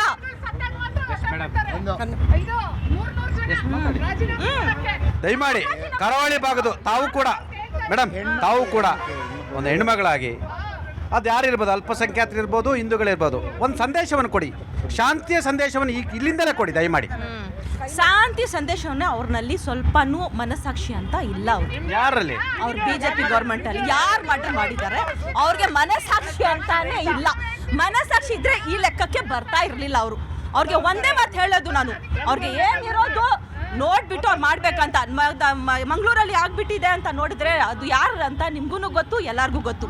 ನಾರ್ಮಲ್ ಜನಗಳು ಬಂದು ಇವ್ರು ಹಾಕಿದ್ದಾರೆ ಅವ್ರು ಹಾಕಿದ್ದಾರೆ ಅಂತ ಬಂದು ಇವರು ಪಕ್ಷದರು ಅವ್ರು ಹೇಳ್ತಾರೆ ಬ್ರದರ್ಸ್ ಅಂತ. ಬ್ರದರ್ಸ್ ಯಾರು ಮಾಡಿರೋದು? ಯಾರು ಬ್ರದರ್ಸು? ಅವ್ರು ಜವಾಬ್ ಕೊಡ್ಬೇಕು. ಅವ್ರು ಹೇಳ್ತಿರೋದು ನಿಮಗೆ ಅಲ್ಲಿರೋ ಮುಸ್ಲಿಮ್ಸ್ಗೆ ಈ ಕಾಂಗ್ರೆಸ್ನವರು ಅತಿಯಾದ ಅಪೀಸ್ಮೆಂಟ್ ಓಲೈಕೆಯಿಂದ ಅವರು ಅಲ್ಲಿ ಬಾಂಬ್ ಬಿಡ್ಕೊಂಡು ಓಡಾಡ್ತಾರೆ ಅಂತ ಅವ್ರು ಹೇಳ್ತಿರೋದು. ಆಗುತ್ತಾ ಹೇಳಿ, ನೀವೇ ಹೇಳಿ, ಅವ್ರು ಆಗುತ್ತಾ ಮಾಡಕ್ಕೆ? ಬ್ರದರ್ಸ್ ಅಂತಾರಲ್ಲ, ಮತ್ತೆ ಅವರೇ ಮಾಡಿರೋದಂತಾರೆ. ಅವರೇ ಮಾಡಿರೋದು ನಮ್ಗೆಲ್ಲ ಗೊತ್ತು. ಮಾಡ್ಬಿಟ್ಟು ಎಲ್ಲಾರ್ಗೆ ಮುಂದೆ ತಗೊಂಡ್ ಬಂದು ಕಮ್ಯುನಿಸಮ್, ಕ್ಯಾಸ್ಟಿಸಮ್, ಪಾರ್ಟಿ ವೈಸ್ ಎಲ್ಲ ತಗೊಂಡ್ ಬಂದು ಹಾಕ್ತಾ ಇರೋದು ಅವರೇ ಮುಂದೆ. ಯಾರು ಹೊಣೆ ಈ ಕೊಲೆಗಳಿಗೆ? ಯಾರು ಹೊಣೆ? ಬಿಜೆಪಿ ಸರ್ ನೇರ ಹೊಣೆ. ಬಿಜೆಪಿ ಅವ್ರ ಕೋಮು ಪ್ರಚಾರಣೆ ಮಾಡ್ಕೊಂಡು ನಡೀತಿರುವ ಕೊಲೆಗಳಿಗೆ ಯಾರು ಹೊಣೆ? ಈ ಸರ್ಕಾರ ಗಂಡಸ್ತರ ಇಲ್ದಿರ್ತಕ್ಕಂಥ ಈ ಕಾಂಗ್ರೆಸ್ ಸರ್ಕಾರನೇ ಹೊಣೆ. ಈ ಸಾವುಗಳಿಗೆ ಯಾರು ಹೊಣೆ? ಬಿಜೆಪಿಯ ನೇರ ಹೊಣೆ. 2008ರಿಂದ ಇವತ್ತಿನ ಕೊಲೆಗೆ ಬಿಜೆಪಿಯ ನೇರ ಹೊಣೆ. ಹುಬ್ಬಳ್ಳಿಯ ಪೊಲೀಸ್ ಸ್ಟೇಷನ್ ನುಗ್ಗಿ ಹೊಡೆದಂತವ್ರನ್ನ ಕೇಸ್ ವಾಪಸ್ ತೆಗೆದುಕೊಳ್ತಾರಲ್ಲ, ಅವ್ರಿಗೆ ಏನ್ ಹೇಳ್ಬೇಕು? ಸರ್, ಸರ್ಕಾರ ಕಠಿಣವಾದ ಕ್ರಮ ತಗೊಂಡಿದೆ. ಇದರಲ್ಲಿ ಯಾವುದೇ ಎರಡು ಮಾತಿಲ್ಲ. ನಮ್ಮ ಸರ್ಕಾರ ಯಾವುದೇ ಜಾತಿ ಧರ್ಮ ಅಂತ ಹೋಗ್ತಾ ಇಲ್ಲ. ಎಲ್ಲರಿಗೂ ಒಂದೇ ಕಾನೂನು, ಒಂದೇ ಶಿಕ್ಷೆ ಸರ್, ಅದ್ರಲ್ಲಿ ಎರಡು ಮಾತಿಲ್ಲ. ಸರ್, ನೀವು ಹೇಳಿದ್ರಿ ಹಳೆ ಹುಬ್ಬಳ್ಳಿ ಪ್ರಕರಣ ಅಂತ, ಬರೀ 43 ಪ್ರಕರಣಗಳು ಮಾತ್ರ ತಗೊಳ್ತಾ ಇರೋದು ಸರ್. ಅದು ಬೇರೆ, ಇದು ಇಂಪಾರ್ಟೆಂಟ್. ಜನರು ಅದಕ್ಕೆ ಬಲಿ. ಯಾರು ಅಮಾಯಕರು? ನಿಮ್ಮ ಮನೆಗೆ ನುಗ್ಗಿ ಬೆಂಕಿ ಹಾಕೋವನಿಗೆ, ನಿಮ್ಮ ಮನೆ ನುಗ್ಗಿ ಬೆಂಕಿ ಹಾಕೋವನ ಅಮಾಯಕನ? ನಿಮ್ಗೆ ಮಾಹಿತಿ ಹೇಳ್ತೀನಿ. ಎಲ್ಲಾ ಮಾಹಿತಿ ಗೊತ್ತಾರೆ. ಈ ಅಪೀಸ್ಮೆಂಟ್ ಪಾಲಿಟಿಕ್ಸ್ ಬಿಟ್ಬಿಡ್ರಿ. ಈ ಓಲೈಕೆ ನೀವು ಅಷ್ಟೇ, ಇವರಷ್ಟೇ. ನಿಮ್ಮ ಓಲೈಕೆ ರಾಜಕಾರಣಗಳಿಂದ ಹೆಣಗಳಾಗ್ತಾ ಇದಾವೆ. ನಿಮ್ಮ ಓಲೈಕೆ ಪಾಲಿಟಿಕ್ಸ್ ಇಂದ ಹೆಣಗಳು ಬೀಳ್ತಿದಾವೆ. ಈ ಓಲೈಕೆ ಪಾಲಿಟಿಕ್ಸ್ ಇಂದ ಹೆಣಗಳು ಬೀಳ್ತಿರ್ತಕ್ಕಂಥದ್ದು. ದಯಮಾಡಿ ಈ ಅಪೀಸ್ಮೆಂಟ್ ಬಿಟ್ಬಿಡಿ. ನಾವು ಅಪೀಸ್ಮೆಂಟ್ ಪಾಲಿಟಿಕ್ಸ್ ಮಾಡಂಗಿದ್ರೆ ನೀವು ಇರ್ಬೋದು, ಅವ್ರು ಇರ್ಬೋದು. RSS ಬಜರಂಗಳ ತರ ನಾವು ಸಮಾವೇಶ ಮಾಡಿ ಕೋಮು ದಳ್ಳೂರಿಗಳನ್ನ ಎಬ್ಬರಿಸ್ತಾ ಇದ್ವಿ. ನಾವು ಎಬ್ಬರಿಸ್ತಾ ಇಲ್ಲ. ನಾವು ಶಾಂತಿಯನ್ನು ಕಾಪಾಡ್ಬೇಕಂತ ಹೇಳಿ ಪಂಚ ಗ್ಯಾರಂಟಿಗಳು ಅವಾಗ ಏನ್ ಹೇಳಿದ್ರು, ಬಿಟ್ಟಿ ಭಾಗ್ಯಗಳು ಕೊಟ್ಟಿದ್ದಾರೆ ಅಂತ. ಸರ್, ಗ್ಯಾರಂಟಿಗಳನ್ನ ಕೊಟ್ಟಿರೋದು ಸರ್ವ ಜನಾಂಗಕ್ಕೆ. ಆರ್ಥಿಕವಾಗಿ ಯಾರು ಹಿಂದುಳಿದರಿದ್ದಾರೆ ಅವ್ರಿಗೆ, ಸ್ತ್ರೀಯರಿಗೆ ಅವರೇ ಸೌಲಭ್ಯ ಬರಕ್ಕೆ. ಬಿಜೆಪಿಯವರು ಒಂದು ಅರ್ಥ ಮಾಡ್ಕೋಬೇಕು, ದೇಶದಿಂದ ನಮಗೆ ಸ್ವಾತಂತ್ರ್ಯ. ನೀವು ತಗೊಳ್ತಾ ಇಲ್ವಾ? ಮುಸ್ಲಿಮ್ಸ್ ಹಿಂದೂ ಅಂತ ನೋಡಿ ಕೊಡ್ತಾ ಇದೀವಾ? ನಿಮ್ಮ ತರದವರು ನಿಮ್ಮ ಅಲ್ಪಸಂಖ್ಯಾತರು ಅಂತ ಹೇಳ್ಬಿಟ್ಟು ಬಿಂಬಿಸ್ಬಿಟ್ಟು ಕಾಂಗ್ರೆಸ್ ಇವಾಗ ಬಸ್ಸಲ್ಲಿ ಬಂದಿದ್ದೀರಾ. ಯಾವ ಬಸ್ಸಲ್ಲಿ ಬಂದಿರೋದು? ನಮ್ಮ ಕಾಂಗ್ರೆಸ್ ಗೌರ್ಮೆಂಟ್ ಕೊಟ್ಟಿರೋದು, ನಮ್ಮ ಸಿದ್ದರಾಮಯ್ಯ ಸರ್ಕಾರ ಕೊಟ್ಟಿರೋದು. ಡೆಲ್ಲಿನಲ್ಲಿ ನಾವು ಕಟ್ಟಿರೋ ಟ್ಯಾಕ್ಸ್, ನಮ್ಮ ಭಿಕ್ಷೆ ನೀವು ಇವತ್ತಿಂದ ಅವ್ರು ಮನೆಯಿಂದ ಕೊಟ್ಟ ಸಿದ್ದರಾಮಯ್ಯ ಅದು ಮನೆಯಿಂದ ಕೊಟ್ಟಿರೋ ಸರ್ಕಾರ, ನಮ್ಮ ಸರ್ಕಾರ ಕೊಡ್ತಾ ಇರೋದು. ನೀವು ತಗೊಳ್ತಾ ಇದ್ದೀರಾ ಇಲ್ವಾ ಅಷ್ಟು ಹೇಳಿ. ಬಿಜೆಪಿ ಗೌರ್ಮೆಂಟ್ಗೆ ಕೊಡ್ತಾ ಇಲ್ವಾ? ಎಲ್ಲರಿಗೂ ಕೊಡ್ತಾ ಇದ್ದೀವಿ. ಸಮಾಧಾನ ಬಗ್ಗೆ ಮಾತಾಡಕ್ಕೆ ಬಿಜೆಪಿಗೆ ಯೋಗ್ಯತೆನೇ ಇಲ್ಲ. ಡೆಲ್ಲಿಲಿ ಇನ್ನೂ ಕೊಟ್ಟಿಲ್ಲ ಅವರು. ಸಮಾಧಾನ ಮಾಡಿ. ಕೊನೆಯದಾಗಿ ಕರಾವಳಿಯ ಭಾಗದವರಿಗೆ ಯಾರೆಲ್ಲ ರಾಜ್ಯದಲ್ಲಿ ದ್ವೇಷದ ಕೋಮು ದೊಡ್ಡಿರ್ತಾರೆ, ಅದು ಕಾಂಗ್ರೆಸ್ ಇರ್ಬೋದು, ಬಿಜೆಪಿ ಇರ್ಬೋದು, SDP ಇರ್ಬೋದು, PIP ಇರ್ಬೋದು, ಇನ್ನು ಯಾವ್ದು ಎಲ್ರಿಗೂ ಒಂದು ಮನವಿ ಮಾಡ್ಕೊಳ್ಳಿ, ಬಿಡಿ ಅಂತ ನೋಡಿ. ದಯಮಾಡಿ ಬಿಡಿಮ್ಮ, ಸುಮ್ಮನಿರಿಮ್ಮ. ದಯಮಾಡಿ ಎಲ್ಲ ಪಕ್ಷದ ಮುಖಂಡರುಗಳು ದಯಮಾಡಿ ಮಂಗಳೂರಿನ ಭಾಗ, ಉತ್ತರ ಕನ್ನಡ, ಉಡುಪಿ ಭಾಗಕ್ಕೆ ಎಲ್ಲ ಸರ್ವ ಪಕ್ಷಗಳ ಮುಖಂಡರುಗಳು ಒಂದು ಶಾಂತಿಯ ಸಭೆಯನ್ನು ಮಾಡಿ. ಇನ್ನು ಮುಂದೆ ಈ ಥರದ ಅವಕಾಶ ಇಲ್ಲ. ಇಲ್ಲಿ ನಮ್ಮ ಪ್ರವಾಸೋದ್ಯಮ ಇಂಪ್ರೂವ್ ಆಗಬೇಕಾಗಿದೆ. ನಾವಿಲ್ಲಿ ಚಾಕುನ, ಚೂರಿನ, ತ್ರಿಶೂಲವನ್ನು, ಕುಂಕುಮವನ್ನು ಹಂಚುವ ಕೆಲಸವನ್ನು ಮಾಡುವುದು ಬೇಡ. ಎಲ್ಲರೂ ಯಾರಾದ್ರೂ ಮನೆಯಲ್ಲಿ ಬಾಂಬ್ ಇಟ್ಕೋಬೇಡಿ ಅಂತ ಹೇಳಿ. ದಯಮಾಡಿ ಆ ಥರ ಚಟುವಟಿಕೆಗಳು ನಡೆಸ್ತಿರೋಂಥವ್ರನ್ನ ಗೃಹ ಇಲಾಖೆ ಹೆಕ್ಕಿ ಹೊಡಿಬೇಕು. ಚುನ್ಕೆ ಮಾರೇಂಗೆ ಅಂತ ಹೇಳಿದ್ರಲ್ಲ, ಆ ಕೆಲಸವನ್ನ ಕರ್ನಾಟಕದ ಪೊಲೀಸರು ಕೂಡ ಮಾಡಬೇಕು. ಈ ಕೋಮುಗಳ್ಳೂರಿನ ಯಾರು ಹೊಣೆ? ಸರ್, ಬಿಜೆಪಿನೇ ಹೊಣೆ. ಯಾರು ಹೊಣೆ? ಓಲೈಕೆ ರಾಜಕಾರಣ ಮಾಡ್ತಿರುವಂತಹ ಈ ಎಲ್ಲ ರಾಜಕಾರಣಿಗಳು ಹೊಣೆ ಆಗ್ತಾರೆ. ಯಾರು ಹೊಣೆ? ಸರ್, ಸರ್ಕಾರನೇ ಹೊಣೆ ಸರ್. ಇವತ್ತು ಇದೇನಾಗ್ತಿದೆಯಲ್ಲ, ಎರಡೂ ಸರ್ಕಾರಗಳು. ಬಡವ್ರ ಮಕ್ಳಿಗೆ ಬುದ್ಧಿ ಹೇಳ್ರಿ ಅವ್ರಿಗೆ. ಹೇಳ್ರಿ, ಕೊಲೆ ಮಾಡ್ತಾರಲ್ರಿ, ಅವನ ಯಾರ ಪ್ರತಿಕಾರ ಬುದ್ಧಿವಾರ ಹೇಳಿ ಮೇಡಮ್ ಪ್ಲೀಸ್. ಅವ್ರಿಗೆ ಅವರೇ ತಿಳ್ಕೋಬೇಕು. ಸಾಯ್ತಾ ಇರೋದು ನಾವುಗಳು, ನಮ್ಮ ಫ್ಯಾಮಿಲಿ ಅನಾಥರಾಗ್ತಿದೆ, ಚಿಕ್ಕ ಚಿಕ್ಕ ಮಕ್ಕಳು ಬೀದಿ. ಸರ್, ಪಬ್ಲಿಕ್ಗೆ ನನ್ನ ಒಂದು ಮನವಿ ಏನಂತಂದ್ರೆ, ದಯವಿಟ್ಟು ನೀವು ಯಾವುದೇ ರಾಜಕಾರಣಿನ ನಂಬೇಡಿ. ಪ್ರಚೋದನಾಕಾರಿ ಭಾಷಣ ಮಾಡಿ ಏನೋ ಬ್ಯಾಗಲ್ಲಿ ಚೂರಿ ಇಟ್ಕೊಂಡೋಗಿ, ತ್ರಿಶೂಲ ಇಟ್ಕೊಂಡೋಗಿ, ಬಾಂಬ್ ಇಟ್ಕೊಂಡೋಗಿ ಅಂತಾರಲ್ಲ, ಅಂಥವ್ರನ್ನ ದಯವಿಟ್ಟು ನಂಬೇಡಿ. ನಿಮ್ಮ ಜೀವನಕ್ಕೆ ನೀವೇ ಹೊಣೆ, ನಿಮ್ಮ ಜೀವಕ್ಕೆ ನೀವೇ ಕಾರಣ. ಇವತ್ತು ಯಾರು ಪ್ರಚೋದನಕಾರಿಯಾಗಿ ಬಡ ಮಕ್ಕಳನ್ನ ಬೀದಿಗೆ ಬಿಟ್ಟು ಆಟ ನೋಡ್ತಿದ್ದಾರೆ ಅಂಥವ್ರಿಗೆಲ್ಲ ನನ್ನ ದೊಡ್ಡ ಧಿಕ್ಕಾರ. ಇದೆಲ್ಲ ನಿಲ್ಬೇಕು. ನಾನು ಹೇಳೋದೇನೆಂದರೆ, ಈ BJP ಕಾಂಗ್ರೆಸ್ ಅಂದ್ಕೊಂಡು ಅದರಲ್ಲಿ ಮುಸ್ಲಿಮು ಹಿಂದೂಗಳು ಅಂದ್ಕೊಂಡು ಭೇದ ಭಾವ ಮಾಡಿಕೊಂಡು ಒಬ್ರನ್ನೊಬ್ರು ಸಾಯಿಸ್ತಾ ಇದ್ದಾರೆ. ಇದನ್ನು ಫಸ್ಟ್ ನಿಲ್ಲಿಸಿ. Yes sir. ಕರಾವಳಿಗೆ ಶಾಂತಿ ಬೇಕಾ ಬೇಡವಾ? ಕರಾವಳಿಗೆ ಶಾಂತಿ ಬೇಕು. ರಾಜಕಾರಣಿಗಳು ಅಡ್ಜಸ್ಟ್ಮೆಂಟ್ ರಾಜಕಾರಣ ಬಿಟ್ಟು ಜನಗಳ ಸೇವೆ ಮಾಡಲಿ ಯೋಗ್ಯ. ಕರಾವಳಿಗೆ ನೆಮ್ಮದಿ ಬೇಕಾ ಬೇಡವಾ? 100% ಬೇಕೇ ಬೇಕು ಸರ್. ಕರಾವಳಿಗೆ ನೆಮ್ಮದಿ ಬೇಕಾ ಬೇಡವಾ? ಕರಾವಳಿಗೆ ನ್ಯಾಯ ಕೊಡಿ ಫಸ್ಟ್. ಕರಾವಳಿಯ ನೆಮ್ಮದಿ ಬೇಕಾ ಬೇಡವಾ? ಖಂಡಿತ ಮುಂಚೆನೂ ಇತ್ತು. ಮುಲ್ಲಾ ಸಿದ್ದರಾಮಯ್ಯ ಬಂದ ಮೇಲಿಂದ ಕರಾವಳಿಯ ನೆಮ್ಮದಿ ಹಾಳಾಗೋಗಿದೆ. ಸಿದ್ದರಾಮಯ್ಯ ತೊಲಗಿದ್ರೆ ಎಲ್ಲ ಸರಿ ಹೋಗುತ್ತೆ. ಕರಾವಳಿ ನೆಮ್ಮದಿ ಬೇಕಾ ಬೇಡವಾ? ಸರ್, ನೆಮ್ಮದಿ 100% ಬೇಕೇ ಬೇಕು. ರಾಜ್ಯ ಸರ್ಕಾರ ತೊಲಗಿದ್ರೆ ಆರಾಮಾಗಿರುತ್ತೆ. ಕರಾವಳಿ ನೆಮ್ಮದಿ ಬೇಕಾ ಬೇಡವಾ? ಬೇಕೇ ಬೇಕು ಸರ್. ಇವ್ರ ಪಕ್ಷದಿಂದ ಇಲ್ಲ, ಎಲ್ಲರೂ ಸಾಮಾನ್ಯನಿಗೆ ಕರಾವಳಿ ಬೇಕೇ ಬೇಕು. ಆದರೆ ಫುಲ್ ಹಿಂದೂಸ್ತಾನ್ನೇ ನಮಗೆ ಪೀಸ್ ಆಫ್ ಮೈಂಡ್ ಬೇಕು. ಕರಾವಳಿಯ ಜನರೇ ಅರ್ಥ ಮಾಡ್ಕೊಳ್ಳಿ, ದಯಮಾಡಿ ಅರ್ಥ ಮಾಡ್ಕೊಳ್ಳಿ. ಯಾಕೆ ಕೋಮು ದ್ವೇಷ, ಕೋಮುದೊಳ್ಳರಿ, ಈ ಕೋಮು ಗಲಭೆಗಳಿಂದ ಇಡೀ ನಾಗರಿಕರ ನೆಮ್ಮದಿಯನ್ನು ಕೆಡಿಸ್ತಿದ್ದೀರಾ? ರಾಜಕಾರಣಿಗಳು ಅರ್ಥ ಮಾಡ್ಕೊಳ್ಳಿ. ನಿಮ್ಮ ಮನೆಗಳಲ್ಲಿ ಮಕ್ಕಳು ಚೆನ್ನಾಗಿರ್ತಾರೆ, ನಿಮ್ಮನೆ ಮಕ್ಕಳು ಫಾರಿನ್ ಇರ್ತಾರೆ, ನಿಮ್ಮನೆ ಮಕ್ಕಳು ಫ್ಲೈಟಲ್ಲಿ ಓಡಾಡ್ತಾರೆ, ನಿಮ್ಮನೆ ಮಕ್ಕಳು ಬಿಸ್ನೆಸ್ ಮಾಡ್ತಾರೆ. ಆದರೆ ಬಡವ್ರ ಮಕ್ಕಳು ಬೀದಿ ಹೆಣ ಆಗ್ತಿದಾವಲ್ಲ, ನಿಮ್ಗೆ ಯಾವುದು ಮನುಷ್ಯತ್ವ ಇಲ್ವಾ? ದಯಮಾಡಿ ಕರಾವಳಿ ಭಾಗದ ಜನರಲ್ಲಿ ನ್ಯೂಸ್ 18 ಕನ್ನಡ ಕೈ ಮುಗಿದು ಕೇಳ್ತೀವಿ, ದಯಮಾಡಿ ಒಳ್ಳೆ ಬದುಕನ್ನು ಕಟ್ಕೊಳ್ಳಿ, ಶಾಂತಿಯ ತೋಟವನ್ನು ಮಾಡಿ. ಕರಾವಳಿ ವ್ಯಾಪಾರ, ಶೈಕ್ಷಣಿಕ ವಿಚಾರದಲ್ಲಿ, ವ್ಯಾಪಾರ ವಿಚಾರದಲ್ಲಿ, ಎಲ್ಲ ವಿಚಾರದಲ್ಲಿ ಮುಂದಿದ್ದೀರಾ. ದಯಮಾಡಿ ಹೇಳ್ತಾ ಇದ್ದೀನಿ, ಕರಾವಳಿ ಭಾಗದ ಜನರೇ ಪ್ರವೋಕ್ ಆಗಬೇಡಿ. ಎಲ್ಲ ತಂದೆ ತಾಯಿಗೆ ಹೇಳ್ತೀನಿ, ಈ ಕ್ಷಣದಿಂದ ನಿಮ್ಮ ಮಕ್ಕಳಿಗೆ ಬುದ್ಧಿ ಹೇಳಿ. ಬುದ್ಧಿ ಹೇಳಿದರೆ ಮಾತ್ರ ನಿಮ್ಮ ಮಕ್ಕಳು ಬದುಕ್ತಾರೆ, ಇಲ್ಲಾಂದರೆ ಬಲಿ ಆಗ್ತಾರೆ. ಇದು ನ್ಯೂಸ್ 18ನ ಕಳಕಳಿ ಕೂಡ ಹೌದು. ಇದು ಈ ವಾರದ ಜನಮನ. ಮುಂದಿನ ವಾರ ಮತ್ತಷ್ಟು ವಿಷಯಗಳೊಂದಿಗೆ ನಿಮ್ಮ ಮುಂದೆ ಹಾಜರಿರ್ತೀನಿ. ನ್ಯೂಸ್ 18 ಕನ್ನಡ ನೋಡ್ತಾ ಇರಿ.